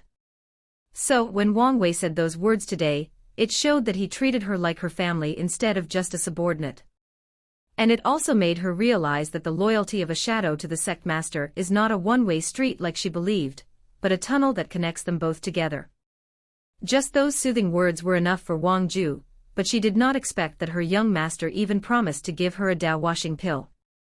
She knew how precious that pill was, as it requires a total of 9 million years to make, not to mention all the precious materials needed. In order to refine such a pill, an alchemist has to place his furnace in a formation, and let countless years pass in order for it to be finished. And most alchemists would not even live long enough to see the pill finished due to the long time required. And what is the purpose of this pill? Well, as the name suggests, it is to allow the Tao to wash away a person's body and increase their talents, whether it is their sensitivity to spiritual qi, the strength of their body, and more importantly, their understanding. This pill is only used by the sect when there is no heaven-chosen talented enough to represent them in a generation. With this, the sect can turn an ordinary genius into a heaven-chosen with a talent close enough to people with special physique. Even then, according to the sect's rules, the sect master cannot directly decide who to provide this pill to. The decision must be made when more than 3/4 of elders agree to the same person. However, Wang Ju is aware that each of the 3 families of the Tao opening sect have secret stashes of this pill hidden in their own clan. These clans will never publicly acknowledge that they have such a thing because the sectarian faction actually does not. The three families have gone through extreme lengths to keep the recipe of the Dao washing pill to themselves, thus weakening the strength of the sectarian faction. This is the reason that Wang Ju did not doubt Wang Wei's words when he promised to provide her with the pill. While Wang Ju was dealing with her own emotional discovery, Wang Wei was drinking tea and relaxing in the imperial garden. Wang Wei was thinking about the assassin's words. The person mentioned that he was not as powerful as someone from the Western continent. Based on the fear he felt from the assassin, soul fluctuation, he guessed that this person must have had a run-in with a very powerful heaven chosen, one that had a deep and lasting impact on them. Given the information he has read, Wang Wei guessed that the assassin was referring to the heaven chosen born in the D clan, D Tian. D Tian was a genius born with the power of reincarnation. As a result of this, after his birth, many Supreme Realm powerhouses who had reached the limit of their lifespan believed that they could find the way of immortality from the power of reincarnation. Although it is known that only great emperors are immortal, many cultivators who are desperate are not willing to just accept such a fact. As such, many people believed that their chances lied in the Tao of reincarnation. So many true monarchs attacked the D clan. After the birth of D Tian created a powerful vision of samsara, the cycle of reincarnation. Unfortunately for these cultivators, the D clan is a powerful emperor lineage in the Western continent that has cultivated 5 great emperors. Technically speaking, the D family is more powerful than Wang Wei's Wang family as they have cultivated one more emperor. As such, the birth of D Tian was followed by countless slaughter. As a matter of fact, these cultivators knew exactly how powerful the D family was, and how deep their background was. Unfortunately, the Western White Tiger continent is inhabited by countless devil cultivators. And these devil cultivators are as ruthless to themselves as they are to other people. So, no matter how many of them died, they still rushed to the D's family emperor formation without hesitation. The battle lasted 3 days until the D family discovered a way to hide the reincarnation power emanated from D Tian. Even then, ever since that day, the Western continent has not been peaceful. Unfortunately for the devil cultivators in the Western continent, although they are vast in number, the D family is still the overlord of the continent.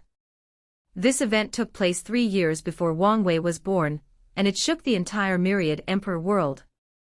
The truth of the matter was that Wang Wei did not care that much about the assassin's words. The reason he was thinking about its words was to determine whether to place more surveillance on D Tian after he returned home. Wang Wei never believed for a second that he was invincible. However, he always believed that he would be the last one standing. No matter whether D Tian truly is more powerful than him now, he still believes that by the time of the Heavenwell battle, he will have surpassed him. Of course, Wang Wei also understood that the path of the emperor is full of ups and downs, that nothing is set in stone. No matter how confident a candidate is, he or she will never say with absolute certainty that they can become emperor. As such, Wang Wei, being a person who likes to be prepared for any situation, has created a backup plan for him in the unlikely scenario that he failed to win the Heavenwell and prove the Tao. And that plan is actually simple enough: seal himself to wash away his karma. Wang Wei believed that after cultivating the ancient desolate body, refining scripture to the highest level, even if he failed in the Heavenwell battle, he can still survive. Afterwards, all he has to do is seal himself for countless generations to wash away his karma, then fight in another generation.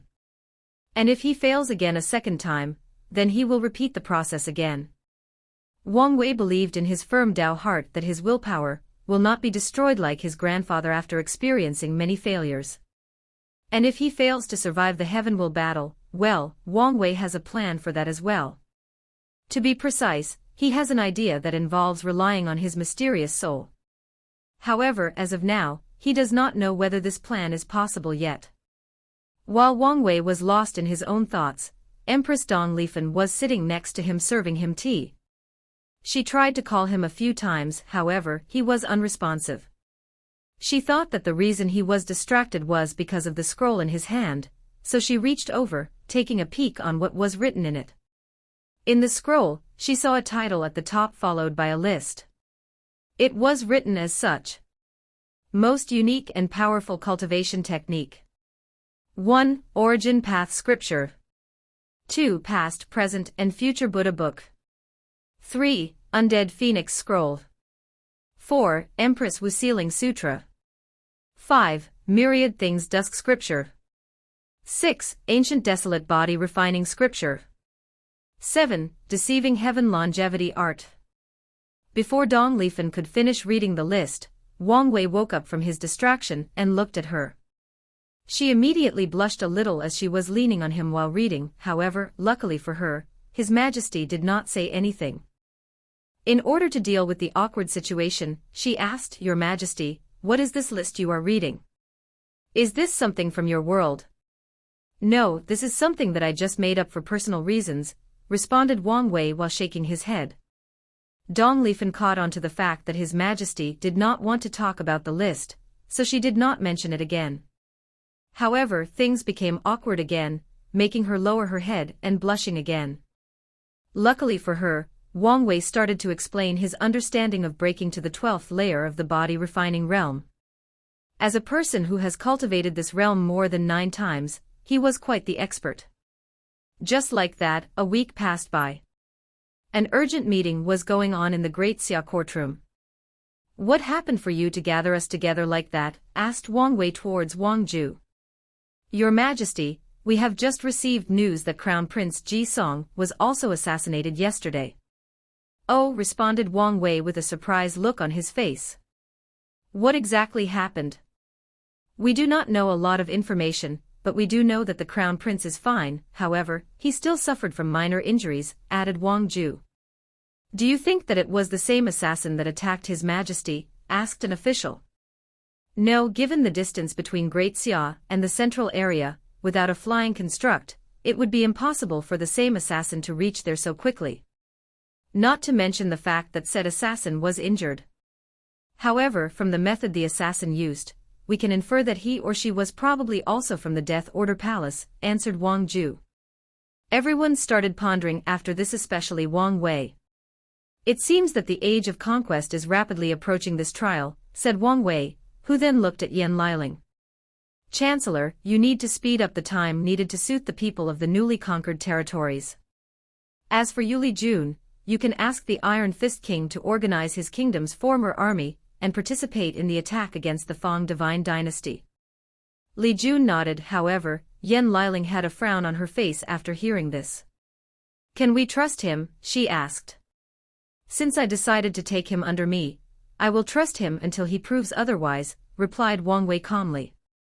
After the discussion, everyone left to do their own work. However, before leaving, Yan Liling handed Wang Wei a space ring with a bunch of earth tier pills inside it. Wang Wei smiled mysteriously after receiving it. Meanwhile, in the Great Zhou dynasty, in a military barrack that bordered the Great Wu dynasty, Ji Song was destroying everything around him: chairs, tables, maps, and weapons. After doing that, he seemed not satisfied, so he punched the wall, an act that made his bandages turn red. "Are you done venting now?" asked Ji Su. After hearing this, Li Song stopped moving around and sat in the one remaining seat left in the room. "Did you find the culprit?" he asked with gritted teeth. "No." "Why not?" "By the time I discovered the assassin, he was already too far away. And you know I'm not allowed to use my real strength in this trial." "Well, tell me you at least know who it was," responded Ji Song with veins appearing all over his naked upper body. Probably. "Well, do you or do you not now?" Ji Si sighed and said, "We have received news from our informants that Wang Wei was also attacked a week ago. They have overheard that the assassin came from the Death Order Palace under the order of the Great Wu people. Given that you were attacked a week afterwards, it is very likely that this was not a coincidence, but a premeditated attack."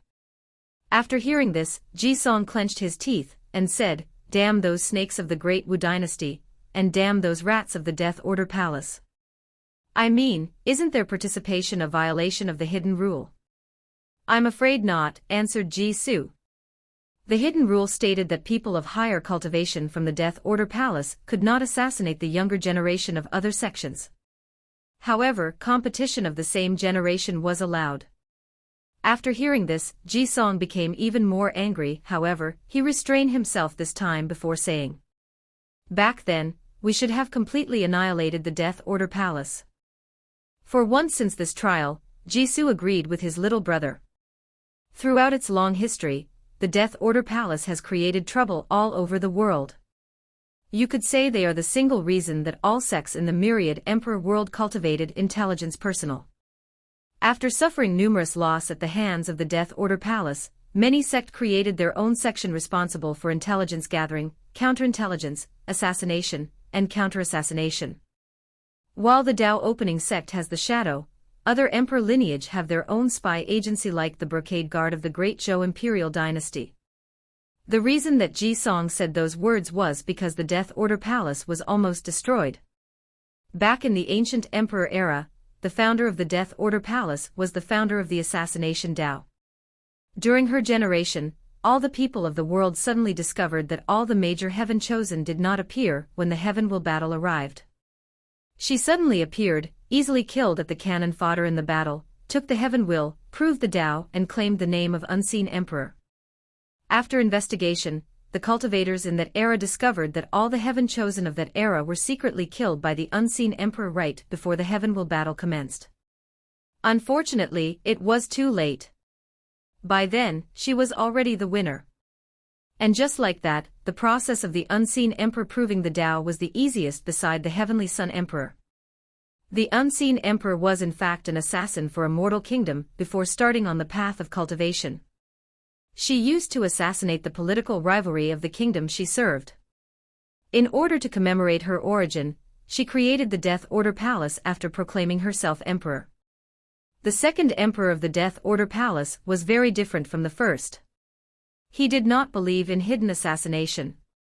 He believed that a true assassin should have the power to kill their enemy in frontal combat even without hiding in a corner to sneak attack. His whole Dao evolved around the idea that I'm going to assassinate you, and I'm telling you beforehand, so try to stop me. So during his heaven will battle, he showed up and faced all the heaven chosen of his generation head-on. However, no one could stop his dagger.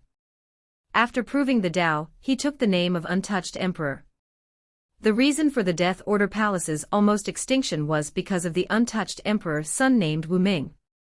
After the Untouched Emperor proved the Dao, his son participated in the heaven will battle of the next generation. An emperor having descendants after proving the Dao was actually a very rare thing due to the fact that they belonged to a higher dimension of life. So, most of their descendants will either turn into ugly and disturbing monsters, or will have terrifying talent. This was the case for Wu Ming. Unfortunately, despite how noble his birth was, he still lost during his heaven will battle. However, he survived. An act that made him terribly bitter. After that, he started acting out and made radical reforms to the Death Order Palace. The Death Order Palace, who was a respectable sect with a bottom line, turned into power-hungry hyenas that only recognized money or origin sources. As long as someone had money, they could hire assassins from the Death Order Palace. It reached the point where even mortals could hire assassins as long as they had origin stones or sources. Because of this, a reign of terror began in the myriad emperor world. All sects and factions began to hire people from the Death Order Palace to kill their enemies heaven chosen.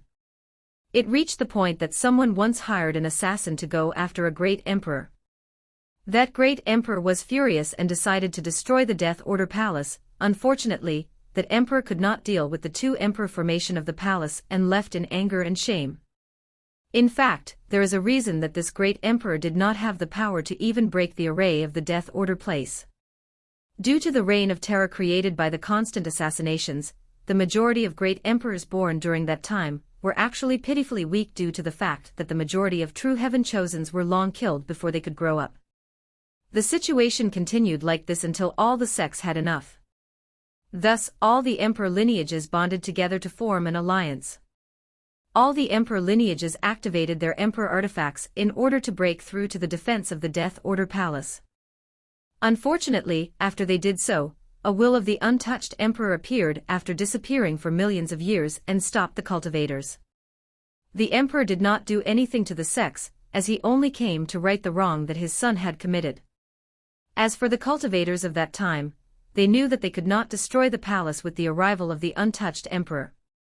However, they refused to back down so easily. They demanded that the Death Order Palace sign a treaty that prevents their older generations from assassinating the younger generation of other sections. Otherwise, they will destroy the palace at any price. The untouched emperor nodded in agreement, so, under the witness of heavenly Tao, the treaty was signed, thus sparing the Death Order Palace from extinction. After this incident, the Death Order Palace remained low-key and abided by the treaty. While the Ji brothers were discussing the Death Order Palace, a similar conversation also took place somewhere else. In the endless void, close to the warring kingdom world, many true monarchs sat cross-legged in the emptiness arguing about something. "Are you not going to say anything?" asked retired Prince Ji Han, who had replaced Ji Chong after he returned back to the Great Wu Imperial dynasty to heal his injuries. "Say what? You Great Wu people are always up to something sneaky.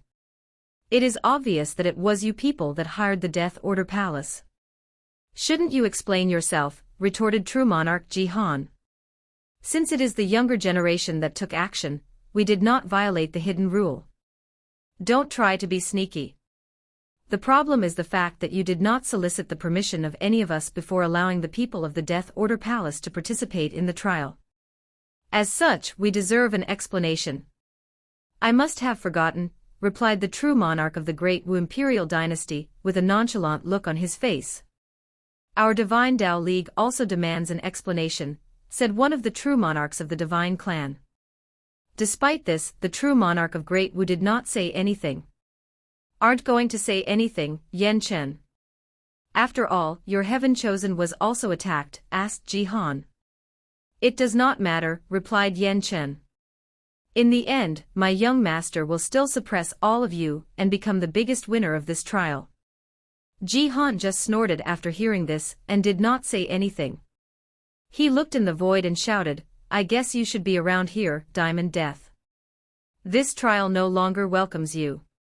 Soon after saying these words, the void fluctuated and a person appeared.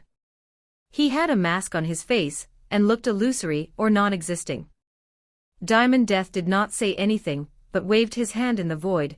Then two people appeared in front of them. They were the two assassins sent into the trial. Afterwards, Diamond Death opened a space channel and left. During the whole process, the true monarch of the Great Wu Imperial dynasty watched all of this while secretly gritting his teeth. He wanted to say something, but he did not dare. Not to mention it would be useless. The rule of the Death Order Palace is that they will take on any job, but they will not refund the money after failing. And if you want to assassinate the same target again after failure, you have to increase the price by at least 10 times. Ji Han looked at the departure of Diamond Death without interfering, then he looked at the true monarch of Great Wu and said with a sneer, "Now that your crown prince does not have people to do his dirty work for him, I want to see how he fends for himself. After this assassination attempt, you people have greatly angered our crown prince. And soon, he will bring his wrath to the door of your Great Wu dynasty." The Great Wu true monarch's face became ugly after hearing this. He knew the capability of their crown prince, and he could immediately tell that he was not the opponent of Crown Prince Ji Song.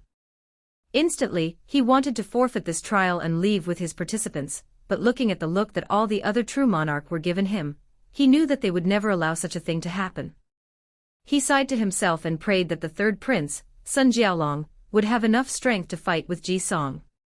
Or at the very least, be able to hold him back long enough for Crown Prince Sun Wen to come up with another scheme. In the Great Shu dynasty's border, Ji Song was still fuming over the fact that someone tried to assassinate him. However, he did not throw a temper tantrum like previously. Suddenly, he thought of something and asked his brother, "You said that Wang Wei was also attacked." "That's right. Did he get injured?" "The information we received did not say anything regarding this," responded Ji Su with a calm look on his face. "He was not injured, right?" replied Ji Song while looking deeply and intensely in his big brother's eye. However, Ji Su did answer him this time. "This can only mean two things," continued Ji Song with a sharp look on his face. "He is either stronger than me, or his perception is way above me. Well, not just me, but even you, a divine body realm cultivator. After a few seconds, Jisoo said, it's probably the latter. After all, he is known for his powerful soul. After hearing this, Jisung clenched his hands, making all the huge muscles in his arm bulged. However, he did not act out this time around. Instead, he looked in the direction of the Great Wu dynasty with a fierce killing intent in his eyes.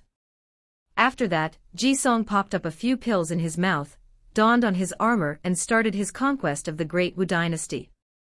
With a fierce momentum, he used his own overwhelming strength to conquer cities after cities of the Great Wu dynasty. Monarch Sunwon started freaking out after hearing the constant news of his territory shrinking. As such, he quickly drafted all the military power of the noble clans in his dynasty. Unfortunately for him, the noble did not completely listen to him. Although they accepted being drafted into the war, they decided to drag the process as slowly as possible, thus hindering Sunwon. An act which made His Majesty Sunwon quite angry. For once in his life, he realized that his younger brother was right. These nobles are a bunch of cunning foxes. Without placing the fear of heaven deep in their bones and soul, they will start acting presumptuous. As such, he mobilized his own power and arrested all these nobles, then took over their military power by force. Unfortunately for him, this act was soon proven to be useless. The army refused to listen to his order. They claimed that they are only loyal to the nobles and the true royal family. It was then that Sunwon realized that he had made a grave error. When he first came to this world, he used the promise of taking the royal family of the Great Wei dynasty back to their world in exchange for them to hand over their dynasty. A trade that the former royal family happily accepted. Sunwon then happily thought that he had made a wise move, as this allowed him to be the first of all the heaven chosen to create his own dynasty. However, his so-called dynasty was in fact created on thin air. The event with the nobles proved to him that the foundation of the dynasty he created was actually very shallow. Over the years, Sunwon has tried many ways to take both the political and military power of the dynasty from the royal family and the noble clans. And he believed that he had succeeded. According to his original plan, after taking over all the power of the Great Wu dynasty, he would use the people of the Death Order Palace to take out the two most powerful heaven chosen of this trial, Wang Wei and Jisung. Then, he would sweep over the world with his powerful army and slowly weed out the other participants. However, his plan was nothing but him dreaming. Everything was merely his illusion. Not to mention that his assassination plan failed, all the power he thought he had was just an appearance, it was a show to blind his eyes. All this time, all the power of the dynasty was still held in the hands of the nobles and maybe even the royal family. All these times, Sunwon thought he was quite clever and cunning when dealing with these nobles, that he was a master tactician playing chess with the whole kingdom. However, it turned out that he was the one being played with by these nobles. After coming to this realization, Sunwon became even more aggrieved. By this time, it was already too late for him to reorganize the army to be able to fight against the rapid advancement of Jisung. So, without a choice, he asked his brother Sun Jiaolong to lead the army that was especially trained by them, and a group of freshly recruited peasant army to defend against the Great Zhou attack. Unfortunately, this was just a stopgap measure, and one that can barely reach said standard. Sun Jiaolong was no match for Jisung, let alone their half-baked army. So the advancement of the Great Zhou continued, albeit at a slower pace than before. And just like that, a few weeks have passed. Another war started in the eastern region. After calming the people of the territory, Li Jun, the five-number general, and the Iron Fist King, who was now referred by his name Tai Gang, were starting their conquest of the Fang divine dynasty. Their advancement was even more rapid than the Great Zhou people. With puppets or constructs that are based on modern military equipment and strategy also inspired by modern warfare, the process was fast, easy, and efficient. As such, in just half a month, the Great Xia dynasty conquered more than a quarter of the Fang divine dynasty's territory. Of course, this was due to the fact that this time, Wang Wei decided not to slowly let the people adjust to the rules of the Great Xia before continuing to conquer more territory. The plan that Wang Wei decided was to quickly swallow the Fang divine dynasty, then slowly digest it by soothing the people and putting down rebellions. However, the rapid advancement of the Great Xia dynasty was brought to the attention of their ruler, monarch Fang Lijuan. Fang Divine Dynasty, Imperial Palace, a court meeting took place. One official said with a sweet and melodious voice, "Goddess Empress, the situation of the border is quite perilous, we need to take actions as soon as possible. Can you tell this goddess the reason that we have lost so much territory in such a short amount of time?" responded a nice voice, however it was full of coldness and alienation. The voice came from monarch Fang Lijuan. She was sitting on a dragon phoenix throne, which is a throne carved with both dragons and phoenixes intertwining with each other. Despite the artistic beauty of the throne, it paled in comparison with Fang Lijuan's beauty. She was wearing a red phoenix gown with a crown on her head. She had skin as white as the purest jade, and eyes that shined brighter than the most beautiful of jewels. However, those eyes were cold and indifferent. And it was not the kind of cold from a person devoid of emotion, but the coldness from despising everything and everyone around. In Fang Lijuan's eyes, everyone was beneath her. She exuded a noble temperament, a temperament that said that she was born above everything and everyone, a sacred and divine temperament. After asking the question, the female officer who previously spoke handed a scroll to the goddess Empress, as that was the way Fang Lijuan liked to be addressed, that explained how the Great Xia army use constructs to rapidly transport their army to anywhere in their territory. She was surprised by how novel and ingenious this idea was for a small thousand world like this one that does not have teleportation for transporting troops. "This Wang Wei is not a simple role to come out with such a smart idea," said the Empress with her cold voice. "However, this should not be enough for our territories to be lost so quickly." "You are correct, Goddess Empress. Another reason is the fact that we do not have anyone who could stop General Li Jun from breaking through our cities," replied another female officer. "Wait a minute," said Fang Lijuan. "Are you saying that Wang Wei did not show up? And this Li Jun was the one who led the army against our dynasty?" "That is the case, Goddess Empress. So what you are saying is that a quarter of this goddess dynasty was occupied without Wang Wei, the opponent that I am supposed to compete against, showing up?" The room instantly became quiet after the Empress asked this question. The majority of people lowered their heads and dared not face those cold and indifferent eyes. After a few minutes of awkward silence, one official mustered the courage and said, "Goddess Empress, you should not underestimate Li Jun, as he is the successor of the Li family. He has grown up with sacred son Wang Wei since they were young, and are closer than brothers. More importantly, he possessed the 20th heavenly physique, the battle maniac body." After hearing this, Fang Lijuan started thinking. She knew that anyone who possessed a special physique was not simple, as their talents were on par if not greater than their divine clan's member with pure bloodlines. However, she was still not happy about this. Fang Lijuan felt that she was underestimated by Wang Wei, and she will never allow anyone to look down on her. She is the only one who looks down on people. After thinking about this, Fang Lijuan gazed at all her officials. The majority of them were women, with a few men here and there. She smiled coldly and said, "This goddess will head to the border personally, and see what is so special about this battle maniac body's owner." Fang Lijuan was standing on top of a city wall looking at the Great Xia resting outside. She looked at a handsome man in a black armor that had a terrifying fighting intent in his eyes. However, Fang Lijuan could feel that the terrible fighting intent was slowly transforming into a slaughter will. Her cold eyes scanned the black-armored general up and down and asked, "Is that him? The owner of the battle maniac physique?" she asked one of her personal maids. "Yes, Goddess Empress, that's young Master Li Jun. As long as you are able to defeat or stop him, our people can take care of his other subordinate." Fang Lijuan nodded her head, then jumped off the more than 300 meters city, landing lightly like a feather falling from high ground. Afterwards, with just a few steps, she traveled a few hundred meters, arriving not far away from the Great Xia army. When she arrived in front of the army, she saw Li Jun standing there with his spear on his shoulder waiting for her. She was not that surprised. If this battle maniac body could not even keep up with her speed, then she would expect this fight to go as quickly as possible. Li Jun was surprised by how beautiful Empress Fong actually was.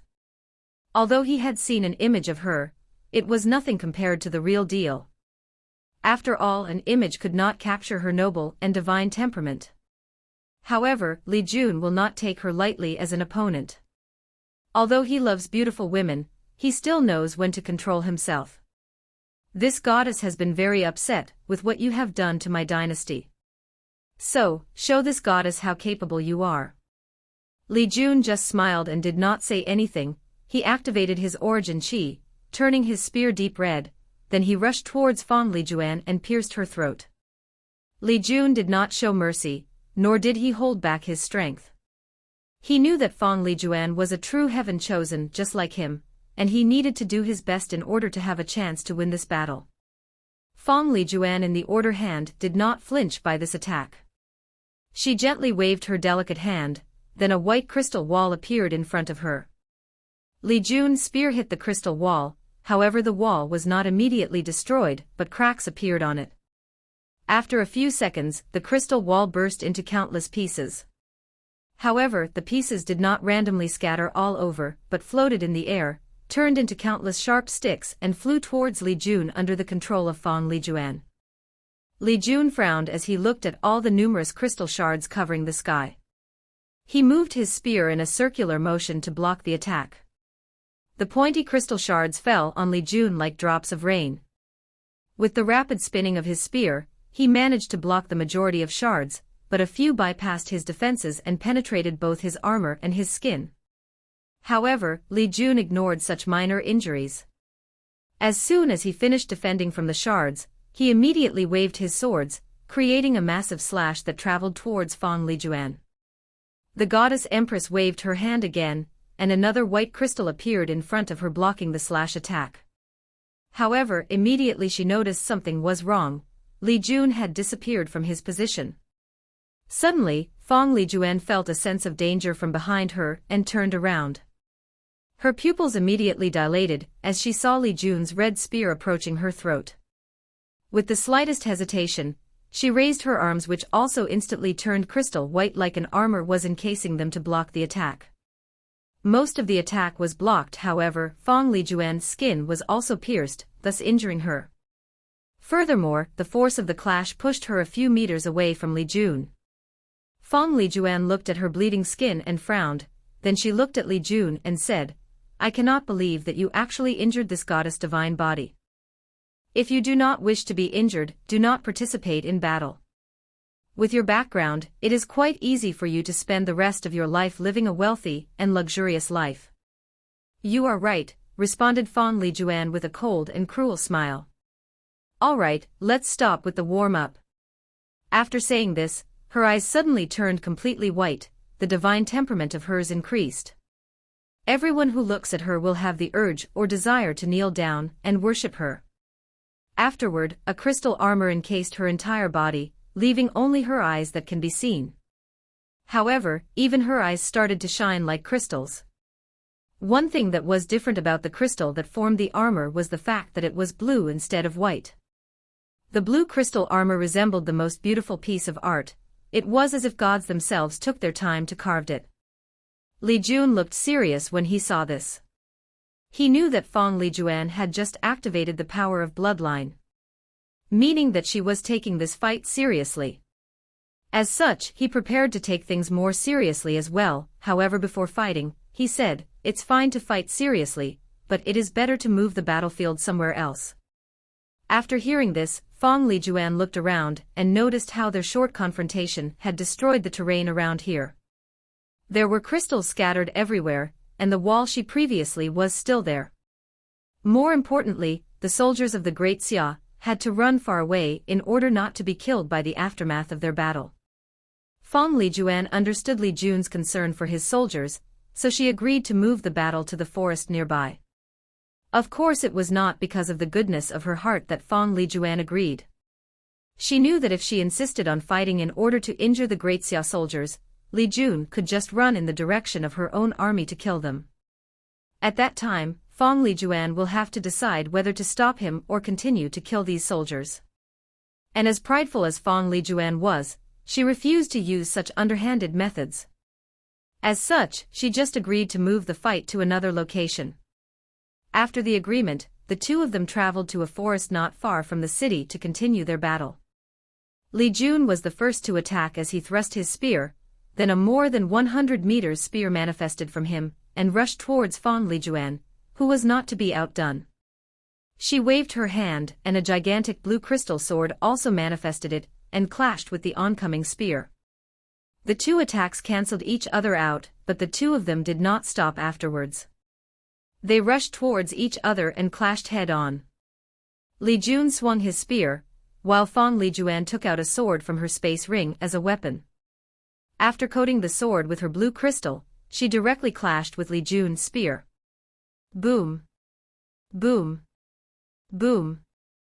The clash of these two made the air tremble, and the ground quaked.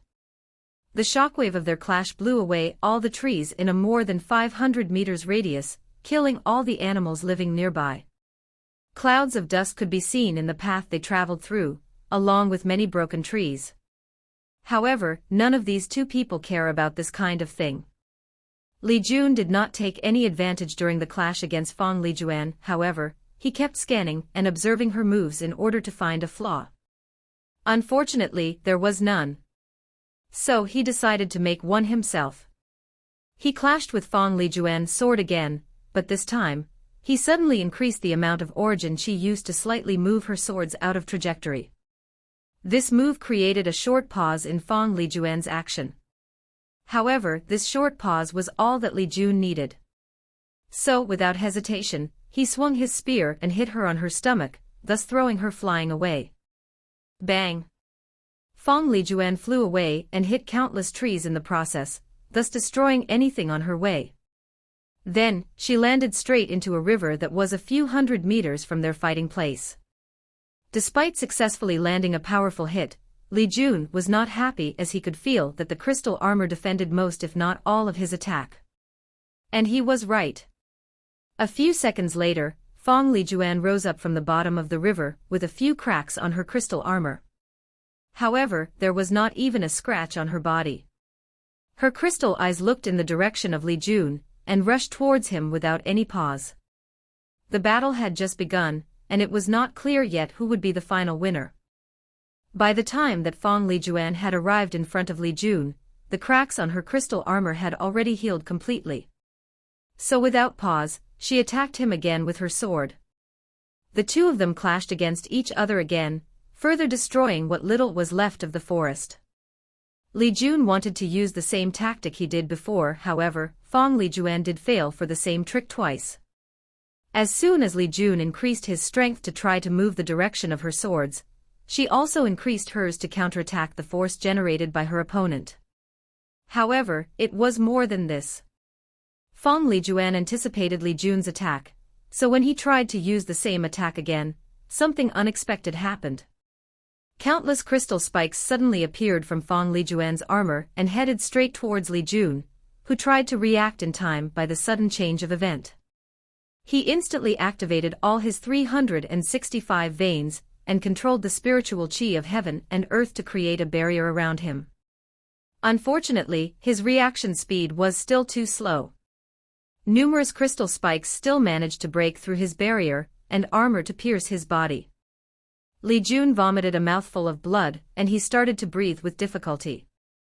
One of his lungs has been pierced. Any injury to the internal organs are considered dangerous in this cultivating realm, so Li Jun wanted to remove the crystal spike in his body, however, Fang Lijuan did not give him the opportunity. She rushed towards him with her swords to finish the job she started, however, Li Jun was also prepared this time. Without hesitation, he waved his spear in the ground with tremendous force. Boom! The ground exploded, then a cloud of dust appeared between the two of them. This cloud of dust managed to hinder the sight of Fang Lijuan, providing Li Jun with enough time to move more than a few hundred meters away from her. An act which made Fang Lijuan quite unhappy. If she was in the supernatural realm, and had a divine sense, this kind of low-level tactic would not have worked. Meanwhile, Li Jun had already removed the spikes from his body. However, his lungs were still bleeding, so he mobilized his origin chi to stop the bleeding. Unfortunately, the process did not go as smoothly as he expected. He discovered that his lungs have started crystallizing, and his origin chi can only slow down the process. Li Jun knew that if given enough time, he could heal himself properly and stop the crystal from spreading throughout his internal organs. However, now he was in the middle of battle, so he can only slow down the process in order to continue fighting. After doing this, Li Jun looked at Fang Lijuan with a sharp intent in his eyes, then he rushed towards her without pause and pierced her. This time he instantly used his created technique, a blood rebellion. Fang Lijuan sneered under her armor and thought that this was the same attack from the previous rounds. However, when she was about to swing her sword again, she discovered to her horror that blood was no longer under her control. She tried as much as possible to control them, however, her blood started reversing the trajectory they usually travel and returned to her heart, then exploded. Fang Lijuan knew how severe such an attack would be, so he immediately turned her heart into a blue crystal to protect it. Fang Lijuan then threw a big mouthful of blood, staining her beautiful armor all red. Although she managed to minimize the effect of the explosion through crystallizing her own heart, she was still injured. Afterward, Fang Lijuan looked at Li Jun full of coldness and killing intent. She was furious beyond words. She has never suffered from such injuries in her life. As a member of the Fang divine clan, she was born with the purest of bloodline. As such, she easily swept her peers with her overwhelming strength. Throughout the entire Divine Dao League, there are only a few people of the same generation that can compare to her. However, she was still confident that those people could not injure her like this. Although she has been injured before, these were nothing but skin injuries. In that last attack, if she did not react quickly enough, she might have died. Thinking about this, a great fear suddenly enveloped Fang Lijuan, followed by shame and anger.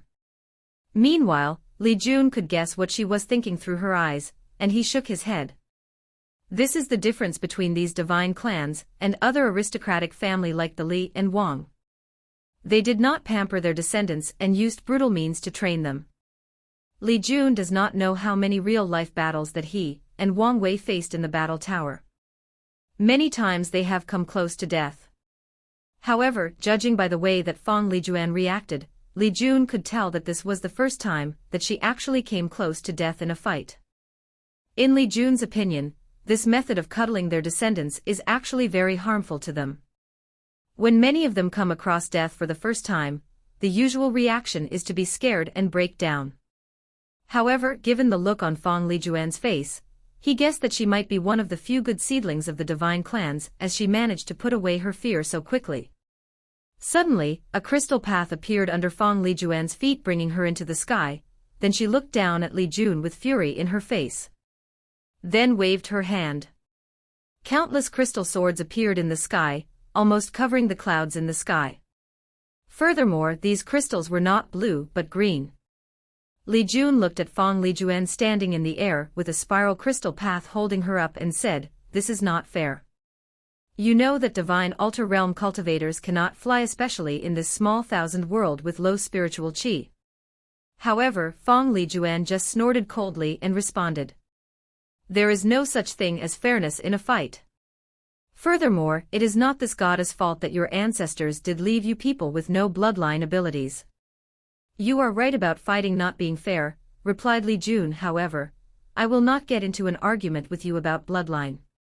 After saying this, Li Jun stepped into the air by creating places for his feet to step on. This was the method Wang Wei used to fly, and it was taught to Li Jun. After reaching the same height as Fang Lijuan, Li Jun had a smirk on his face when he saw the surprised look on her face. However, deep inside, he was a little worried. After using this technique, he realized how much origin chi it required to maintain it, not to mention the stamina requirement to always maintain a balance in the air. You should know that Li Jun has cultivated the 9 nirvana blood chi up to 7 nirvanas, making his divine chi extremely large compared to his peers, and his origin chi is also large in quantity. However, according to his estimate, he probably won't last more than 2 hours fighting in the air like this. So Li Jun wanted this battle to end as soon as possible. With a wave of his spear, he controlled the spiritual qi around him, and turned them into countless weapons, swords, sabers, spears, guandao and halberds. With a wave of his spear, all the weapons rushed towards his enemy. And Fong Lijuan did the same. With the wave of her hand, all the crystal swords clashed with the oncoming attack. Bang! Bang! Bang! All these weapons clashed together, then exploded. The aftermath created powerful shockwaves that traveled for miles on. All the surrounding grounds were destroyed, the clouds in the sky were blown away. Even the Fong Divine Dynasty's city, that was a few thousand of meters away, trembled slightly from the shockwave of the battle. And the two armies that were still in the midst of battle stopped for a few moments, and looked in the direction of the fight. All they could see was that countless weapons were falling down from the sky like the heaven was raining weapons, followed by powerful explosions. Even at this distance, the soldiers could feel the power of these attacks. Many people suddenly realized why these people decided to have this battle so far from them. Meanwhile, after a few minutes, the attack of these two heaven-chosen finished, and the clouds of dust created by their attack also blew away. Both Li Jun and Fong Lijuan were on the ground, breathing heavily. Li Jun had countless cuts on his body. His armor was mostly destroyed, revealing his injured muscular body. He stood there with blood slowly falling from the few crystal swords that pierced his body. As for Fong Lijuan, she was in even worse shape. Her crystal armor was also broken with pieces scattered all over, and she knelt in the ground with one knee. Her beautiful and divine face grimaced with pain while blood slid from them. She had different kinds of injuries all over her body, some were sword slash, saber cut, or spears pierce. However, this was not the reason that she was so heavily injured. During the attack, she realized that all the attacks that hit her contained a powerful will that bypassed the defense of her armor and destroyed her inside. She realized that this was her opponent's fighting will, however, even trying to use her crystal ability to increase the defense of her inner organs proved to be futile. The fighting seemed to completely ignore her crystal, and just proceeded to destroy the crystals themselves. Fong Lijuan raised her head, and looked in the direction of Li Jun. Her eyes had a terrible killing intent in them. Li Jun suddenly felt something was wrong, however, he was too late to react. Fong Lijuan bit the top of her tongue and screamed, "Crystal World!" Immediately afterwards, the entire environment around her in 1,000 meters radius turned into crystals. Whether it was the ground, trees, animals, river, and dust. Even the spiritual qi of heaven and earth started crystallizing. This also included Li Jun, who was not too far from her. Li Jun's face became ugly after seeing Fong Lijuan's attack. Instantly, he realized that this must be a bloodline secret technique that is only used when a person is in dire circumstances. He also knows that only a person with the purest of bloodline can do such secret technique, and a price must also be paid. Unfortunately, knowing all of this does not provide any help to Li Jun. As soon as he saw the approaching crystals, he tried to move out of the way, but he was not fast enough. Li Jun suddenly notices that his feet were frozen or crystallized. Then, in just a few breaths, all the blood, muscles, and bones of his legs were also crystallized. He mobilized all origin qi to prevent the process, however, to his horror, even his origin qi started to crystallize. In that brief moment of resistance, the crystallization process had already reached Li Jun's divine qi. All the vast ocean of origin qi in his body started to also turn green.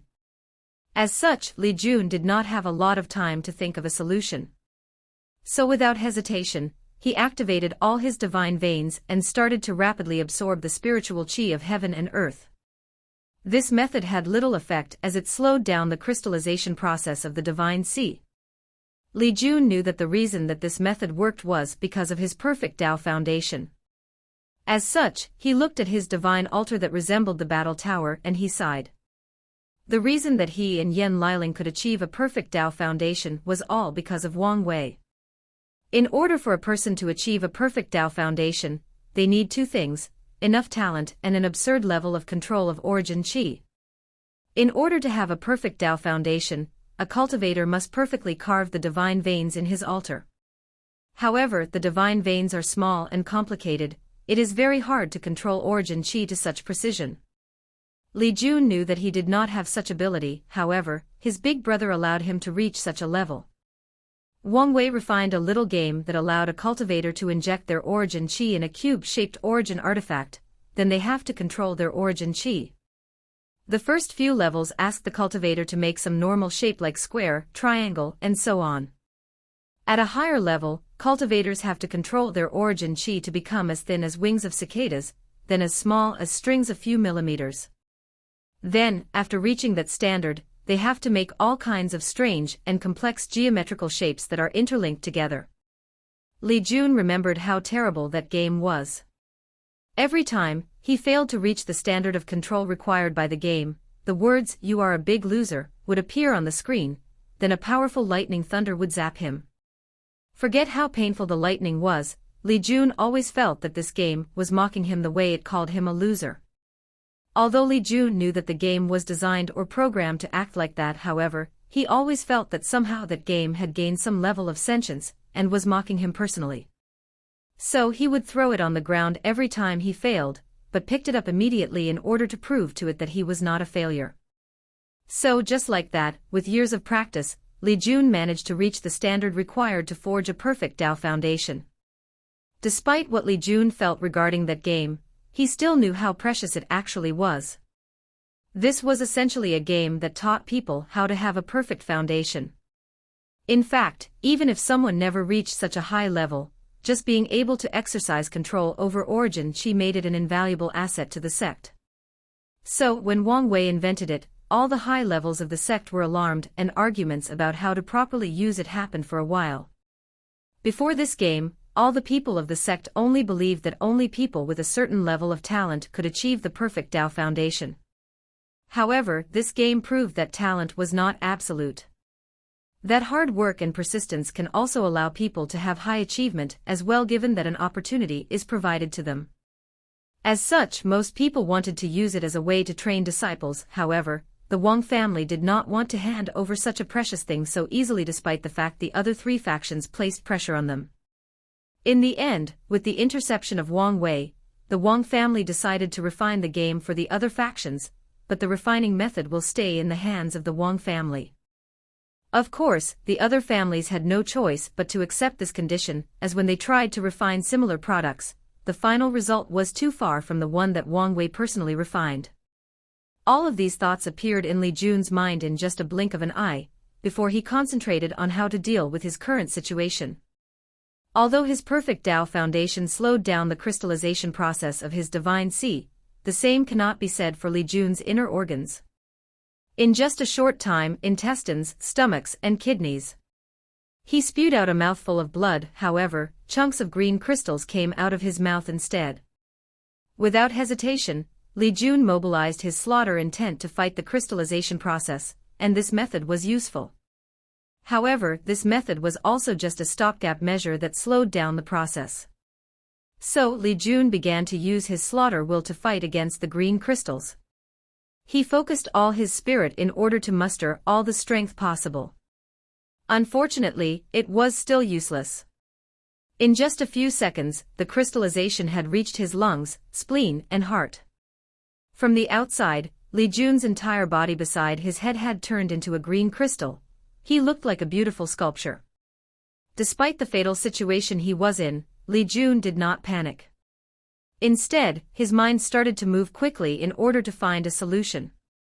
Suddenly, he moved his rigid head to look in a certain direction. At a distance of a few thousand meters, Li Jun saw the army of Great Xia battling the army of the Fang divine dynasty. Then, an idea came to his mind. He opened his mouth and made a swallowing motion. Suddenly, countless red lights from the army heading towards Li Jun. These red lights came from both the Great Xia soldiers and the Fang divine people. Meanwhile, Fang Lijuan, who was sitting on the floor on her knees, removed the smug smile she had on her pale face after seeing these red lights. Her intuition told her that something bad was going to happen, and she should stop it. So she tried to stand up, but she did not have the strength. She tried to mobilize her origin qi, but her divine qi was empty. She sighed as she realized that she became as weak as a mortal after using the secret method of her bloodline. So she instead took out a pill from her space ring, and placed it on her mouth, hoping to heal as soon as possible before her opponent accomplished whatever he was doing. Meanwhile, after a few seconds, all the lights from the battlefield had arrived in front of Li Jun.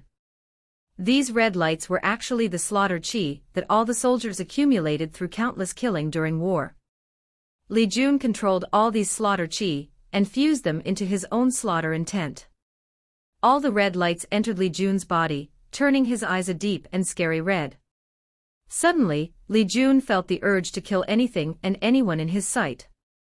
He began to have visions of all the people these soldiers had killed, whether it was men, women, or children. Li Jun guessed the memories of killing women and children belonged to the people of the Fang divine dynasty, as the great Xia soldiers have strict military rules not to kill unarmed and weak civilians. Li Jun bit the tip of his tongue in order to regain his clarity, then used his strong willpower that was cultivated during the pagoda trials to gain control of all the slaughter chi. After succeeding in fusing these slaughter chi with his spirit, a giant face appeared behind Li Jun. The giant face was wearing a mask with 3 sides on it, each side had another face on them. Although the giant face had a mask on, its eyes actually resemble Li Jun's to an unnatural uncanniness. Then, the frontal face on the mask opened its mouth and roared, following which, a powerful will suddenly entered Li Jun's body, forcefully destroying the crystallization process that took place. In just a few seconds, all the green crystals in Li Jun's body in both the inside and the outside were instantly destroyed. Li Jun started coughing afterwards. A few green crystals were spewed out of his mouth, followed by red blood. He took a deep breath before looking at the 3-face masked image behind him with a happy smile on his face. With a wave of his hand, the 3-faced mask head turned into a deep red-black spear.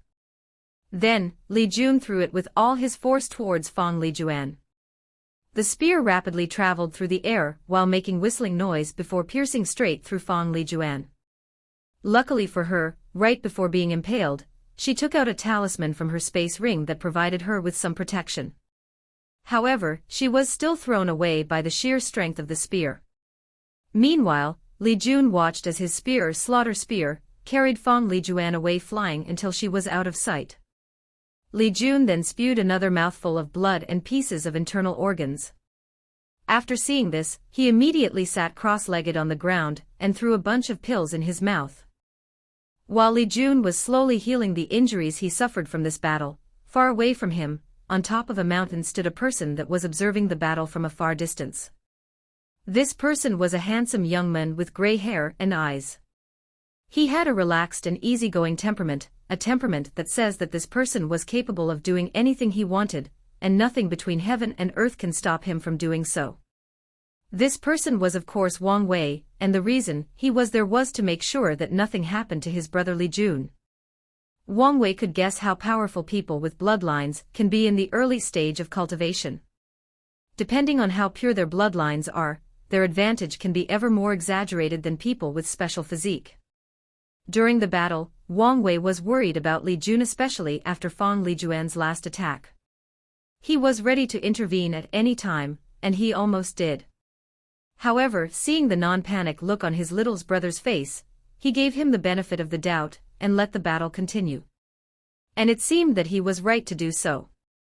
Not only was Li Jun able to find a way to counter Fang Lijuan's secret method, but he also grew more powerful during the moment of life and death. Wang Wei sighed while looking at Li Jun, who was sitting cross-legged to heal his injuries. He knew that as his main general, Li Jun will be responsible for cleaning up many obstacles for him during his emperor path. And in doing so, Li Jun will also face many powerful enemies. As such, he cannot always protect him.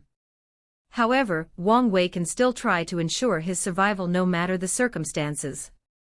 After thinking about this, Wang Wei flew into the sky and left unnoticed by anyone or anything.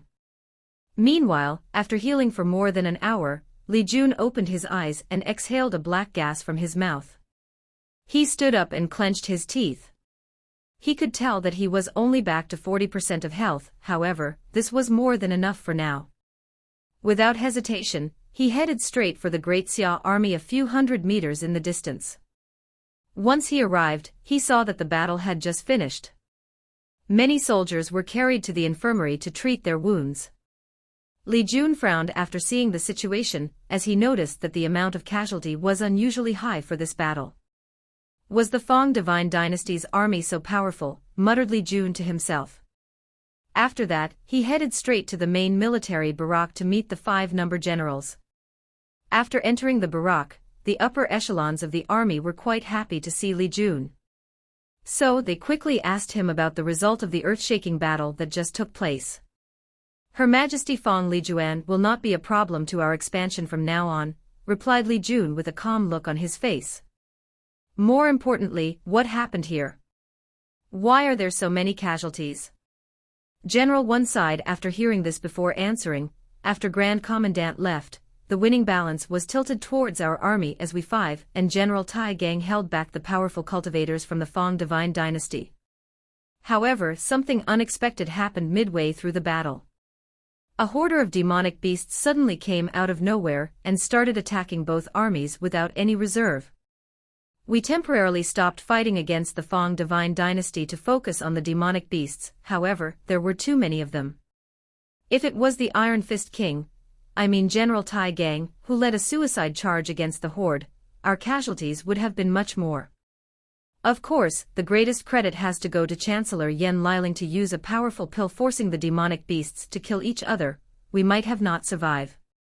It was after hearing this that Li Jun noticed Yen Liling sitting somewhere in the corner of the room. He smiled at her before continuing the meeting.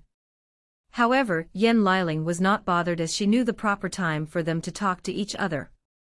Li Jun held his chin while pondering, then he asked, wasn't there a report a few months ago of demonic beasts acting up all over the Great Xia's territory? Yes, Grand Commandant, replied General Tu. After investigation, the reason was not discovered. However, the Fate Shadow Guards believed that a new ruler among the demonic beasts might have been born, and it is currently fighting for supremacy with the old ruler. Could it be the people of the herd-raising valley, though Li Jun to himself? However, he did not focus too much on this issue, as he had more important things to do. What happened to the people of the Fang divine dynasty? After the demonic beasts attacked, they suffered a great deal of casualties. So they returned to the city and used the walls as a barrier. However, after the demonic beast left, the Fang divine dynasty's army quickly left the city as well, answered General 3 this time. Li Jun nodded after hearing his news, then he gave his order. Now that Fang Lijuan will not be a problem temporarily, we need to occupy as many territories as quickly as possible. Tai Gang, you are in charge of the army during this expedition. Afterwards, all the people in the room left to execute their orders. Meanwhile, Li Jun started to cuddle with Yen Liling. Why are you here? Asked Li Ju with a smile on his face. I was worried about you, and it seemed that I was right to worry. Looking at your pale complexion, you are probably more injured than you let on. After saying that, she took out a few low-grade earth-tier pills and handed them to him. Li Jun swallowed all of them without hesitation. Where did you get so many earth-tier pill? Asked Li Jun. Big brother Wang Wei wanted me to refine them for him, but I kept a few after handing the majority to him. Li Jun nodded, then began to enjoy this rare peaceful time with his companion. After spending months amidst war and slaughter, Li Jun enjoyed those rare moments of tranquility. Aren't you worried? Suddenly asked Yen Liling. Worried about what? Worry that Tai Gang will replace you as Big Brother Wang Wei's right-hand man. After all, he seemed very popular in the army. Li Jun was surprised by the question, then he shook his head with a smile. Not to mention the bond that me and Big Brother Wang Wei shared, I still believe in myself. No matter the time, place, or circumstances, I will be strong enough to suppress Tai Gang. Furthermore, way before Big Brother Wang Wei decided to select a few more generals under him, he talked to me about it beforehand. He even promised me that I can also directly tell him, if I did not like a candidate he chose. After saying this, Li Jun looked in a certain direction. This was the direction of the mountain where Wang Wei observed the battle. Although Li Jun did not see anything, he could feel someone watching over him in that direction. This feeling was not the extreme perception that cultivators had that allowed them to notice it when someone observed them for too long. It was like he had a mysterious, or unknown connection to whoever was standing there. It was then that Li Jun realized that his big brother was watching over him during this battle. This was one of the reasons that Li Jun did not panic during the moment of life and death in that battle. For one, he believed in himself to get out of this situation. On the other hand, he also believed that if the worst were to happen and he failed, his big brother would show up and rescue him. After thinking about this, he smiled. However, immediately afterwards, he felt someone pinching the little flesh on his waist. He winced in pain and looked at his companion with confusion. "What are you smiling about?" asked Yan Liling with a ferocious look on her face. "Are you thinking about how beautiful Fang Lijuan was?" "Of course not." "So you do think that she is beautiful?" "I never said that."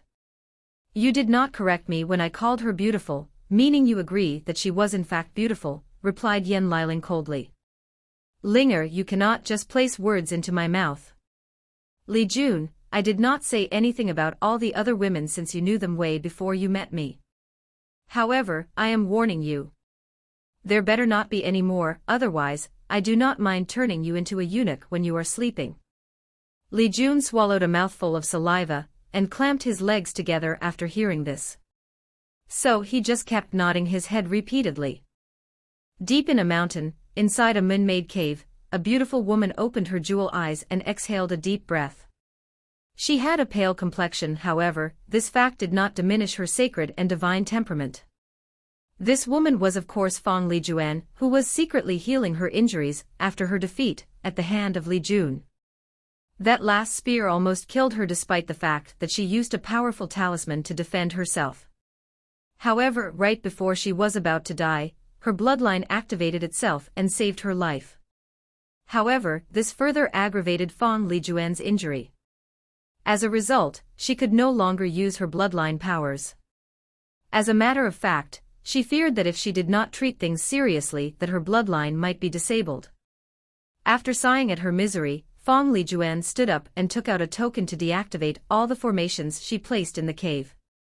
Afterward, she spent a few seconds to determine where she was, then headed back to the Fang Divine Dynasty's capital. Inside the imperial palace, Fang Lijuan was sitting on her dragon phoenix throne looking at all the excited faces of her officials. "It is good to see you back, Goddess Empress," said the left Prime Minister in a sweet voice. Fang Lijuan nodded and asked directly, what happened during the time that this goddess was gone. The room instantly became quiet after hearing this, so a deep frown appeared in Fang Lijuan's indifferent face and she said, "Right, Prime Minister, you say. It's been a few weeks since the Goddess Empress left, and in that time, another quarter of our territory has been lost." Fang Lijuan further frowned after hearing this. It was not because a quarter of her territory was lost, but because the number was smaller than expected. With Li Jun there, the Great Xia army should have already reached the capital by now. "How did you slow down the advancement of the Great Xia army?" asked Fang Lijuan. "We used the suicide squad," responded the Minister of War, who was actually an attendant that Fang Lijuan brought to this world. Just like Li Jun, she has grown up and served Fang Lijuan ever since she was a baby. Suicide squad. By implanting an exploding talisman among the soldiers, we send them into suicide mission against General Li Jun, thus preventing him from interfering too much into the battlefield. However, as a result of this, the finances of our dynasty is dangerously low. Fang Lijuan's eyes lit up after hearing this as she realized that this was a great method. Although this was a temporary solution, it was the best they could do during such a situation. "You do not need to worry about the dynasty's finances, as long as we recaptured our territories back, we will have plenty of wealth." "How is the casualty of our soldiers?" "The casualties were extremely high, but all of them are happy to die for you, Goddess Empress," replied the Minister of War. Fang Lijuan nodded, then started discussing the affairs of the dynasty before dismissing all the officials. Afterwards, she took out her conferred god list and imperial seal, and connected to the dynasty's Qi luck. Fang Lijuan observed how the Qi dragon of the dynasty was crawling and resting while licking the wounds all over its body. After closer observation, she also noticed how the dragon was on the verge of turning back to a flood dragon. Fong Lijuan sighed after seeing this, then a firm look appeared on her face. She headed to a secret room of the palace and activated a formation. Immediately afterwards, a handsome man holding a wine jar appeared in front of her. The young man had listless eyes, and he gave the feeling that he has not slept for countless years. And yet, he still remained extremely handsome. "Oh, Wana my love, why have you called me at this time of day?" asked the handsome man with a smile on his face. "Huang Min, do not call this goddess Wana, as we are not that close," responded Fong Lijuan with a look of disgust on her face. "Well, technically speaking, you are my fiancé. This was the decision of our divine clans, the goddess never accepted such an engagement." "Ha, that's fair. So for what reason have you called me?" asked Huang Min after taking a sip from his jar. "I'm calling you to form an alliance together," responded Fong Lijuan after taking a deep breath. "HMMH, I have heard of your defeat, at the hands of the bloodline-less successor of the Li family. Is that true? Are you trying to mock this goddess?" "Of course not, my love. I'm merely trying to ascertain the reason for your change of mind regarding our dynasty's alliance." "Just answer yes or no," replied Fong Lijuan with gritted teeth. "I have no problem with forming an alliance, however, regarding our engagement." Fong Lijuan sneered after hearing and answered decisively, "You are dreaming if you think you can use this situation to force this goddess to agree to our engagement. Even if this goddess lost in this trial, the Fong divine clan can still find another small thousand world to send me to conquer. And if worse comes to pass, I would rather use luck stone to attain a purple gold chi luck." After saying this, Fong Lijuan secretly clenched her hands. If it was up to her, she did not want to use either of these methods. If she uses the first method, then she will have to waste a lot of time. Not to mention how long her family will spend to find the appropriate world to send her. After all, not all worlds can be used to gather chi luck. Even if they did, she will have to spend a great deal of time in order to conquer it. She has already spent more than 10 years in the Warring Kingdom world. And if she has to conquer another world, the time spent will be more than triple. Of course 30 years is nothing to a cultivator like her who is in the divine altar realm, and has more than a 1,000 years of lifespan, not to mention the extra lifespans that her bloodline offers her. Unfortunately, in this glorious age where all the heaven chosen are growing at an alarming rate, wasting more than 3 decades is more than enough time to allow other people to advance by leaps and bounds, thus creating a large gap between her and them. As for the luck stone, well, unless she was desperate, Fong Lijuan would probably never use these things to increase her luck. Huang Min laughed after hearing Fong Lijuan's response, then said with a smile, "Wana, I'm just kidding around. I am more than happy to form an alliance with you. Just send a delegate to discuss the details." Fong Lijuan nodded after hearing this, then cut off the communication array without hesitation. Meanwhile, in the west of the Fong divine dynasty lies the Huang divine dynasty. Inside an imperial palace, Huang Min smiled and faded after the communication array was shut down. "Damn slut, sooner or later, I will have you under my crotch," muttered Huang Min with a sinister look on his face. "Did you say something, Your Majesty?" said a charming voice full of temptation. Huang Min looked at all the women around him dancing and singing while dressed in revealing clothes, then waved his hand to dismiss them. After that, he took out a map of the entire Warring Kingdom world and looked at it while thinking. The map was divided into 5 regions. In the eastern region, there was the Great Xia dynasty along with the Fong divine dynasty. Further west was his Huang divine dynasty, which also bordered the Fong divine dynasty in the eastern side. On the western side was the Savior Coalition, which was a dynasty made up of many native kingdoms of this world. They banded together under the idea that they needed to save this world from extraterrestrial demons that have invaded. One of the reasons that Huang Min agreed so easily to this alliance was because he himself was having trouble with the Savior Coalition. To be precise, he was having trouble with their leader. This guy was like a cockroach. Every time Huang Min meets him, he will defeat him to the point of almost killing him. However, somehow, he always managed to escape. Afterwards, this guy will still return to fight with him again and again. What's worse, Huang Min has noticed that this guy has become more and more difficult to defeat.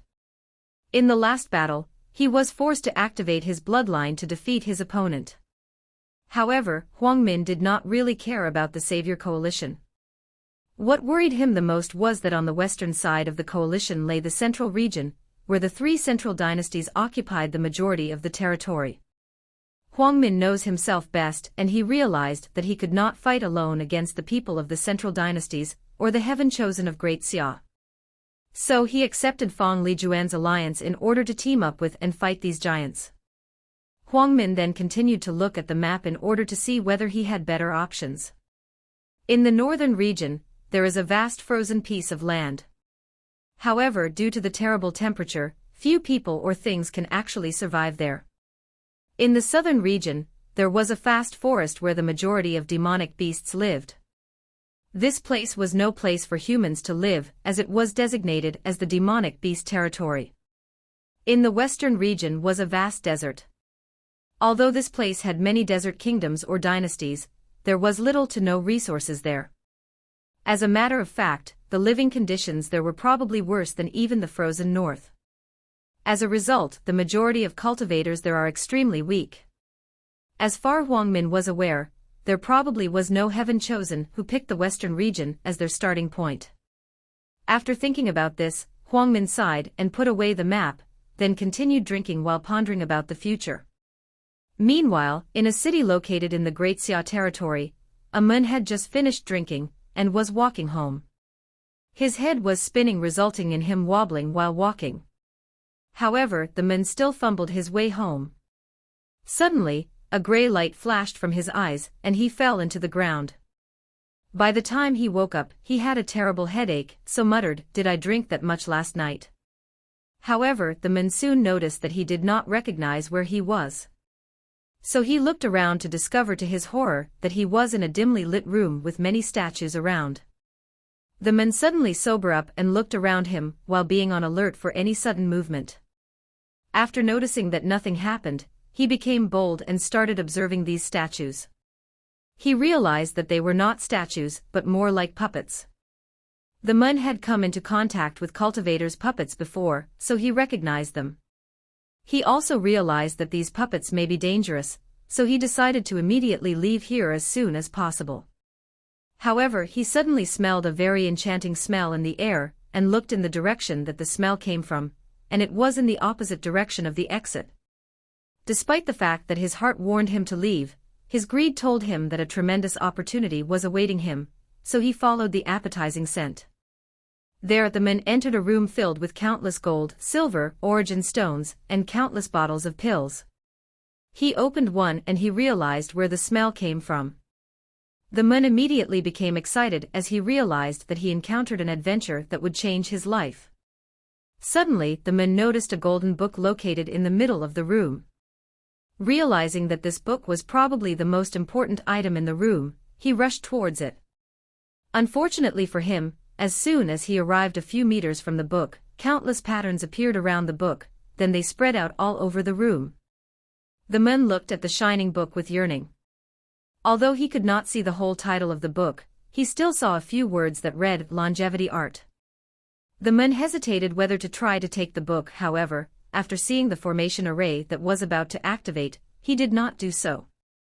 However, he still took a token that was near him before rushing out there. While running away, the man could see that all the puppets were starting to be activated, so he hurried to the exit. After leaving the weird place, the man sighed to himself, then left the mountain area he found himself in. A few days after this incident, inside the Jing family manor in the Great Xia capital, Patriarch Jing Yong was holding a token in his hand with a look of excitement, and said to his servant, "Are you sure that it was a secret realm?" "Yes, Patriarch. One of our servants discovered it by accident a few days ago after drinking too much." Jing Yong nodded before asking back, "How many people know about this?" "Currently, only me and you, Patriarch." Jing Yong nodded and waved for his servant to leave. Then, he looked at the token in his hand with excitement. he finally discovered a way for their family to rise again. Patriarch Jing Yong was indeed in a good mood as he saw hope for the future of his clan. The past few years have been very stressful for him, and he spent most of his time thinking whether Wang Wei will send a troop of soldiers to kill all the people of his family. Jing Yong gazed at the token in his hand with a smile on his face while thinking about his next move. In this world, there are two things related to space rings and secret realms. Space rings can be made by a few rare refiners through a spiritual material called heaven meteorite. Many cultivators have tried to use this material in order to create a teleportation array, but unfortunately, no one has succeeded. As for secret realm, who are also referred to as cave realm, are small dimensional spaces born naturally from heaven and earth full of spiritual chi. As a result of this, the secret realms are often a blessed place for cultivators. Jing Yong knew how important secret realm can be to a family, as his Jing clan used to have a secret realm of their own.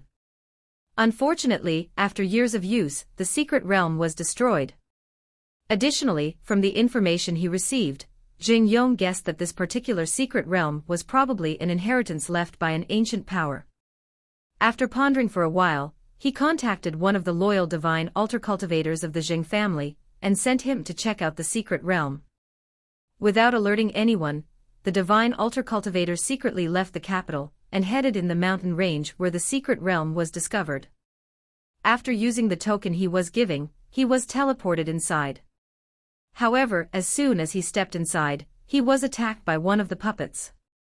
The cultivator fought for a few hours before taking out the core of the puppet, thus rendering it immobile. Afterwards, the cultivator walked a few meters in the inner part of the secret realm when he smelled a very attractive smell. With his years of experience, he could tell that these pills were at least high-grade profound tier, and probably even reached the earth tier. Thinking about this, the cultivator wanted to rush to the place where the pills were located. However, he was ambushed by countless puppets. He spent so much effort just to disable one puppet, so he knew that he was no match for so many of them, so he left the secret realm to report to his patriarch. Jing Yong furrowed his brow after hearing this, as he realized that the protection of the secret realm was more powerful than expected. However, this only proved that whatever was inside the secret realm was in fact more valuable than he expected. As such, Jing Yong contacted the transcending mortality ancestor of their Jing family to go and check out the secret realm. The Jing family's ancestor was more than happy to do so, as she too understood the significance of such a secret realm to their clan. After entering, she noticed that all the puppets were lined up together like a well-trained army. She ignored them and flew in the air, bypassing them. After entering the Jing CLA's ancestor discovered that her flying ability was banned inside the room. However, she was able to notice all the wealth and pill bottles around. She opened one of them to smell it. She immediately recognized it as an earth-grade pill, as the mere wisp she took was enough for her origin essence to increase by a small amount. She checked a few more bottles and realized that they were all of the same quality. Then, she raised her to look at the altar where a golden book was lying there. She did go after the book, as he already knew that there were formations arranged there. Instead, she tried to place a few bottles of pills inside the small space ring she had in her hand. Unfortunately, as soon as she did that, the array in the room activated and she was prevented from doing so. Following which, countless puppets were activated and attacked her. However, she was not afraid. As a transcending mortality cultivator, how could she possibly be afraid of a few puppets? Unfortunately, she was too arrogant or looked too high at her ability. Although she was more powerful than one puppet, however, with all of them working together, she was not a match for them. Not to mention that these puppets have the ability to work together like they all had one mind.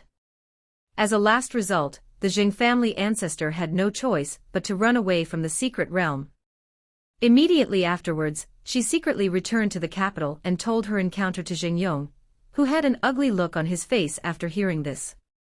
"Ancestor, if we use all the secret strength of the Jing family, could we capture the secret realm?" asked Jing Yong. Unfortunately, Patriarch Jing received a negative answer to his question. After pondering for a while, Jing Yong had a flash of determination in his eyes. Later that night, in a secret room of the Zheng Manor full of anti-spying formation, a meeting took place. Before I say another word about the topic of our discussion tonight, I need you two to sign a soul contract that states that if any of you reveal the slightest bit of news about the topic we discussed tonight, all your direct and indirect bloodline descendants will suffer thunder retribution from heaven. Zheng Yong, is there any need to be so cautious? Asked Patriarch Chang Lu. Old Zheng, what made you so serious? Asked Patriarch Lingzan. Are you two going to sign it or not? Responded in a cold and indifferent voice. Seeing the reaction of Zheng Yong, the two of them realized the severity of the situation, thus decided to sign after pondering for a while. A few minutes later, Patriarch Lingzan screamed, "What? You discovered a secret realm? Don't yell out loud, you idiot," reprimanded Patriarch Chang Lu, an act which made Lingzan look around with suspicion. Then, he took a deep breath in relief after realizing that only the three of them were in the room. Immediately afterwards, Lingzan became excited at the prospect of their family. The past few years have been a nightmare for his Ling family. Most of the property was taken over by His Majesty Wang Wei. Their family had lost all the power they had in the previous kingdom, they were forced to obey the law, and would be punished as long as they made even the slightest of mistakes. He has never been so aggrieved in his past 250 years of age. However now, he saw hope for his family's future. While Lingzan was imagining the happy future of his clan, Patriarch Lingzan was way more calm or level-headed than him. As such, he asked, "Old Zheng, let's be honest with each other, why did you tell our family about the secret realm? Shouldn't you keep this kind of good thing for your own clan?" After hearing, Lingzan woke up from his fantasy, and looked at Zheng Yong with suspicion. As for Zheng Yong, he wanted to lie and said that he thought about the two of them as a way for their clans to unite in times of struggle. However, he knew that despite the rash way that these two acted sometimes, they were by any stupid. After all, no stupid person can hold the position of patriarch for as long as these guys have. Not to mention that these guys probably would not believe him if he told them such blatantly lies. Despite the fact the three clans have been in alliance for countless years, and have intermarried for numerous generations, they would not hesitate to betray each other given the price was high enough, or the circumstances demanded for it. So he told the truth. He told him about how difficult it was for his ancestor to break through all the obstacles of the secret realm by herself, and he needed the strength of their clans. After the other two patriarchs understood the entire situation, they nodded and discussed how to properly divide the wealth inside the secret realm. When it came to their benefits, all three of them forgot their friendships and turned into animals in the jungle going for their prey's jugular. The next day, after coming to an agreement that satisfied all three clans, each of the transcending realm ancestors met each other to discuss the proper plan to defeat all the puppets inside the secret realm. After making a concrete and reliable plan based on the information provided by the Zheng clan ancestor, all three of them entered together. Unfortunately for them, as soon as they entered the secret realm, something they did not anticipate. After entering the secret realm, all three of them noticed that something was wrong because they immediately realized that they could fly in the air. According to the information previously received, the Zheng clan ancestor flew over to the inner part of the secret realm. However, now things seemed to be different, thus making their previous plans useless. However, despite the sudden change, the three of them did not stop their movement and still proceeded to where the pills and inheritance was. However, as soon as these ancestors took a few more steps, countless puppets started attacking them, so they fought back with their immense strength. Unfortunately, the strength of these puppets were not to be underestimated. More importantly, there are too many of them. "I thought you said that the first wave of puppets were quite easy to get through," asked the Lin clan ancestor. "It's supposed to be. Previously, a divine alter-realm cultivator managed to pass through this wave easily and reach the inner layer," responded the Zheng clan ancestor. "This can only mean one thing," said the Chong clan ancestor. After the last visit, all the formations of the secret realm were fully activated. The two nodded after hearing this. However, this did not change their current situation. Even with using all their powerful spells and attacks, they can only destroy a few puppets. What's even worse was the fact that after a puppet is destroyed, the remains will instantly vanish from the ground. Then after a few minutes, a brand new puppet will appear from the previous remains. The only way to prevent such a thing from happening is to destroy the core of the puppets. Unfortunately, these puppets seem to be designed with the ability to constantly move their cores around, making it very difficult to locate. Should we use our Tao flame? Asked one of the ancestors. However, no one answered him. If it was the past, all of them might agree to do so. However, they have learned from the extraterrestrial demons that using their Tao flame, or good fortune flame, is akin to ruining their future. As one of the highest realms of this world, these ancestors only care about two things: their family and pursuing higher realms. Unfortunately, they care more about their own strength than their clans. As such, they will not sacrifice their futures for their families. How about we use the strength of our family elites to slowly clear out these puppets? With more people, the process should be simpler, said the Zheng clan ancestor. A suggestion that solicited the approval of all the others. Immediately afterwards, the three of them rushed out of the secret realm. The Zheng clan ancestor flew towards the capital, while the other two flew in different directions.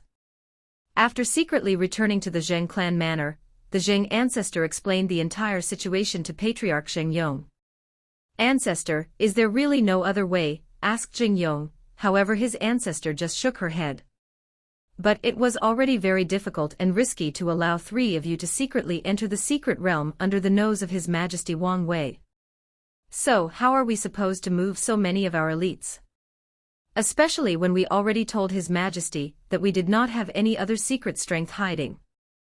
The Zheng clan ancestor sighed after hearing this and said, Patriarch, I'm afraid that you will have to wait until His Majesty leaves this world before our clans can enjoy the benefit of this secret realm. Zheng Yong's face became ugly after hearing this. Then, he started thinking about other possible solutions. However, he realized that all of them contained great risks, and could end up with their clans being discovered by the royal family. As such, he also sighed and agreed with his ancestor. Just like that, more than a month passed by. Although Patriarch Zheng Yong agreed to take things slowly regarding the secret realm, he did not stop thinking about other ideas. Suddenly, his main servant rushed into his study room and said while breathing rapidly, Patriarch, terrible news. The news about the secret realm has been leaked. What? Exclaimed Zheng Yong. How is that possible? How do you know the news has been leaked? There is a rumor circulating in the capital that the Zheng clan has discovered a secret realm that holds the secret of longevity. Zheng Yong's face became ugly after hearing this. However, the servant was not over. Furthermore, after investigation, I have discovered that this rumor has spread far beyond the Great Xia territory. How far has the rumor spread? According to the clan's secret agents, the rumor has already reached the central region. Patriarch Zheng Yong immediately slapped his servant, sending him flying away and crashing into the walls. Then, he looked at him with a terrifying killing intent. There are only a few people that know about the secret realm. The other patriarch signed a soul contract and would not dare to say anything. Our family's ancestors were also bound by the contracts, which left only me and you who could leak the information. I know that I did not mention it to anyone, so, Shuanghui, do you have something you have to say to me? Patriarch, I swear to heaven that I did not mention a single word to anyone. My family have served the Zheng clan for countless generations, and I have grown up with you. Please do not doubt my loyalty. Zheng Yong took a deep breath and replied, still full of killing intent. It is because of your years of service that I did not immediately kill. So, if you directly confessed who you told the news, then, I promise to make your death as quick as possible. Shuanghui cowed out on the ground and said, Patriarch, if I was the one who leaked the news, do you think I would still be standing in front of you? However, it does not matter what I say. If killing me can prove my loyalty to the Zheng clan, then I will gladly accept my death. Zheng Yong took a deep breath after hearing this to calm down himself. He realized that his servant was right. If he leaked the information about the secret realm, he would have done it for a price. Thus, Shuanghui should have long run away with his reward after selling the news. Then, Jing Yong started thinking that maybe the leak came from the first person who discovered the secret realm. Maybe he told someone else before he was disposed of. Despite this, Jing Yong still regretted that he did not immediately kill his main servant after receiving the news a month ago. However, now, it was too late. To be precise, it was useless. Even if Jing Yong discovered where the leak came from, there is nothing he can do since the news had already spread so far and wide. Realizing this, Jing Yong's killing intent was gone. Then, he started thinking about countermeasures. Now that the information has been leaked, he needed to take precautions to ensure the safety of his clan. The best course of action is to run away from the Great Xia capital since it was at the foot of the emperor and run away. The Zheng family have been living in this land even before the Dong royal family created the Eastern Reign Kingdom. So they have created many secret paths in case their family encountered a disaster and needed to escape as quickly as possible. Although in the past few years, the Fate Shadow Guards have discovered a few of them, not all of them were found. As long as Jing Yong moved fast enough and took a few descendants from the main branch and secretly left, there will be hope for the Zheng clan. Additionally, the token to enter the secret realm is still in Jing Yong's hands. As long as he can hide for long enough for all these extraterrestrial demons to finish their trial and leave this world, his Zheng clan can still rise again. As for what would happen to the other clan members that are left behind, Jing Yong figured that some people might capture them in order to track the groups that escape. However, the most likely scenario is that most of them will be killed. Although Jing Yong was sad about this outcome, he knew that necessary sacrifice is required to survive the current ordeal. After making a plan, Jing Yong decided to execute this as soon as possible. Unfortunately, before he even had time to give his order, another servant rushed into his study. "Patriarch, there is a eunuch outside with an edict summoning you to the palace. The royal guards have surrounded our manor, preventing anyone from entering and leaving beside you." Jing Yong's face became ugly as he realized that he was too late to react. After sighing, he rearranged his clothes to look more presentable before heading outside to receive the edict. Wang Wei was sitting in his dragon throne reviewing papers about the situation throughout the dynasty. He was reading about how Li Jun was having trouble in his conquest due to the fact that the Fang divine dynasty suddenly received aid from someone else. Although he also sent Yan Liling to help Li Jun, the speed of the war was too slow to his liking, and he was pondering whether to participate in it himself to speed things up. However, his study of Qi luck had reached an important crossroad, and he needed to spend his extra time and energy there. After all, without the ability to absorb luck, all of this trial would be meaningless. While thinking about Qi luck, another thought suddenly appeared in Wang Wei's mind. Through soul fluctuation, he has noticed that Dong Lifen has started to have certain emotions towards him that she should not have. Well, who can blame her? After all, he, Wang Wei, was a very handsome and charismatic man. Unfortunately, he did not lie to her when he said she did not meet the requirement to be his Dao companion. What's more, after spending such a long time with her, he did not develop any feelings towards her. So he decided to warn the poor girl so that she does not get her hopes up and become disappointed. While Wang Wei was thinking such narcissistic thoughts, a royal guard brought a man inside the throne room to meet him. Instantly, Wang Wei recognized him as the patriarch of the Zheng clan, Jing Yong. After Jing Yong met with His Majesty, he did the proper bow before saying, "Minister Jing Yong has seen His Majesty." "You may rise," replied Wang Wei before staring up and down at Jing Yong without saying anything. Meanwhile, Jing Yong had sweat falling down his back despite having a calm look on his face. Today can be considered the first time that he has truly met His Majesty in person. Although he has seen him through image formation when he made speeches to the people of Great Xia, although he has been playing political games with His Majesty for the past 2 years, this was still their first official meeting. And Jing Yong was under tremendous pressure. The deep gray eyes seemed to be able to see through all of his mind, soul, and secrets. Furthermore, somehow, he had the illusion that His Majesty was holding a string that attached itself around his neck, determining his fate. Nevertheless, Jing Yong did not show any of his thoughts on the surface, and he also did not speak any more words, just waiting in the suffocating silence. Meanwhile, Wang Wei spent more than a few minutes observing this cunning old fox of the Zheng clan. The first thing he noticed was the fact that this guy was actually hiding his cultivation level. From the outside, he looked like he had just entered the divine altar realm. However, the truth of the matter was that he was already at the peak with 270 divine veins, just one step to break through the supernatural realm. Given his age of close to 300 years old, this was actually quite the extraordinary talent for someone in a small thousand world. Another thing he noticed was through soul fluctuation that this patriarch was currently both in fear and wary of him. However, he still managed to compose himself and not show it on the surface. After finishing his observation, Wang Wei opened his mouth and said, "I'm sure you have heard of the rumors that are spreading throughout the capital." "Yes, Your Majesty."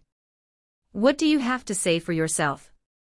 "Your Majesty, all I can say is that these rumors are false. Whoever is spreading these rumors should be arrested as soon as possible and dealt with according to the law." "Is that so?" responded Wang Wei, this time actually releasing his own aura. An act which made Patriarch Zheng Yong feel a terrifying pressure weighing on him. What's worse, the pressure was not physical in nature, but headed straight for his soul.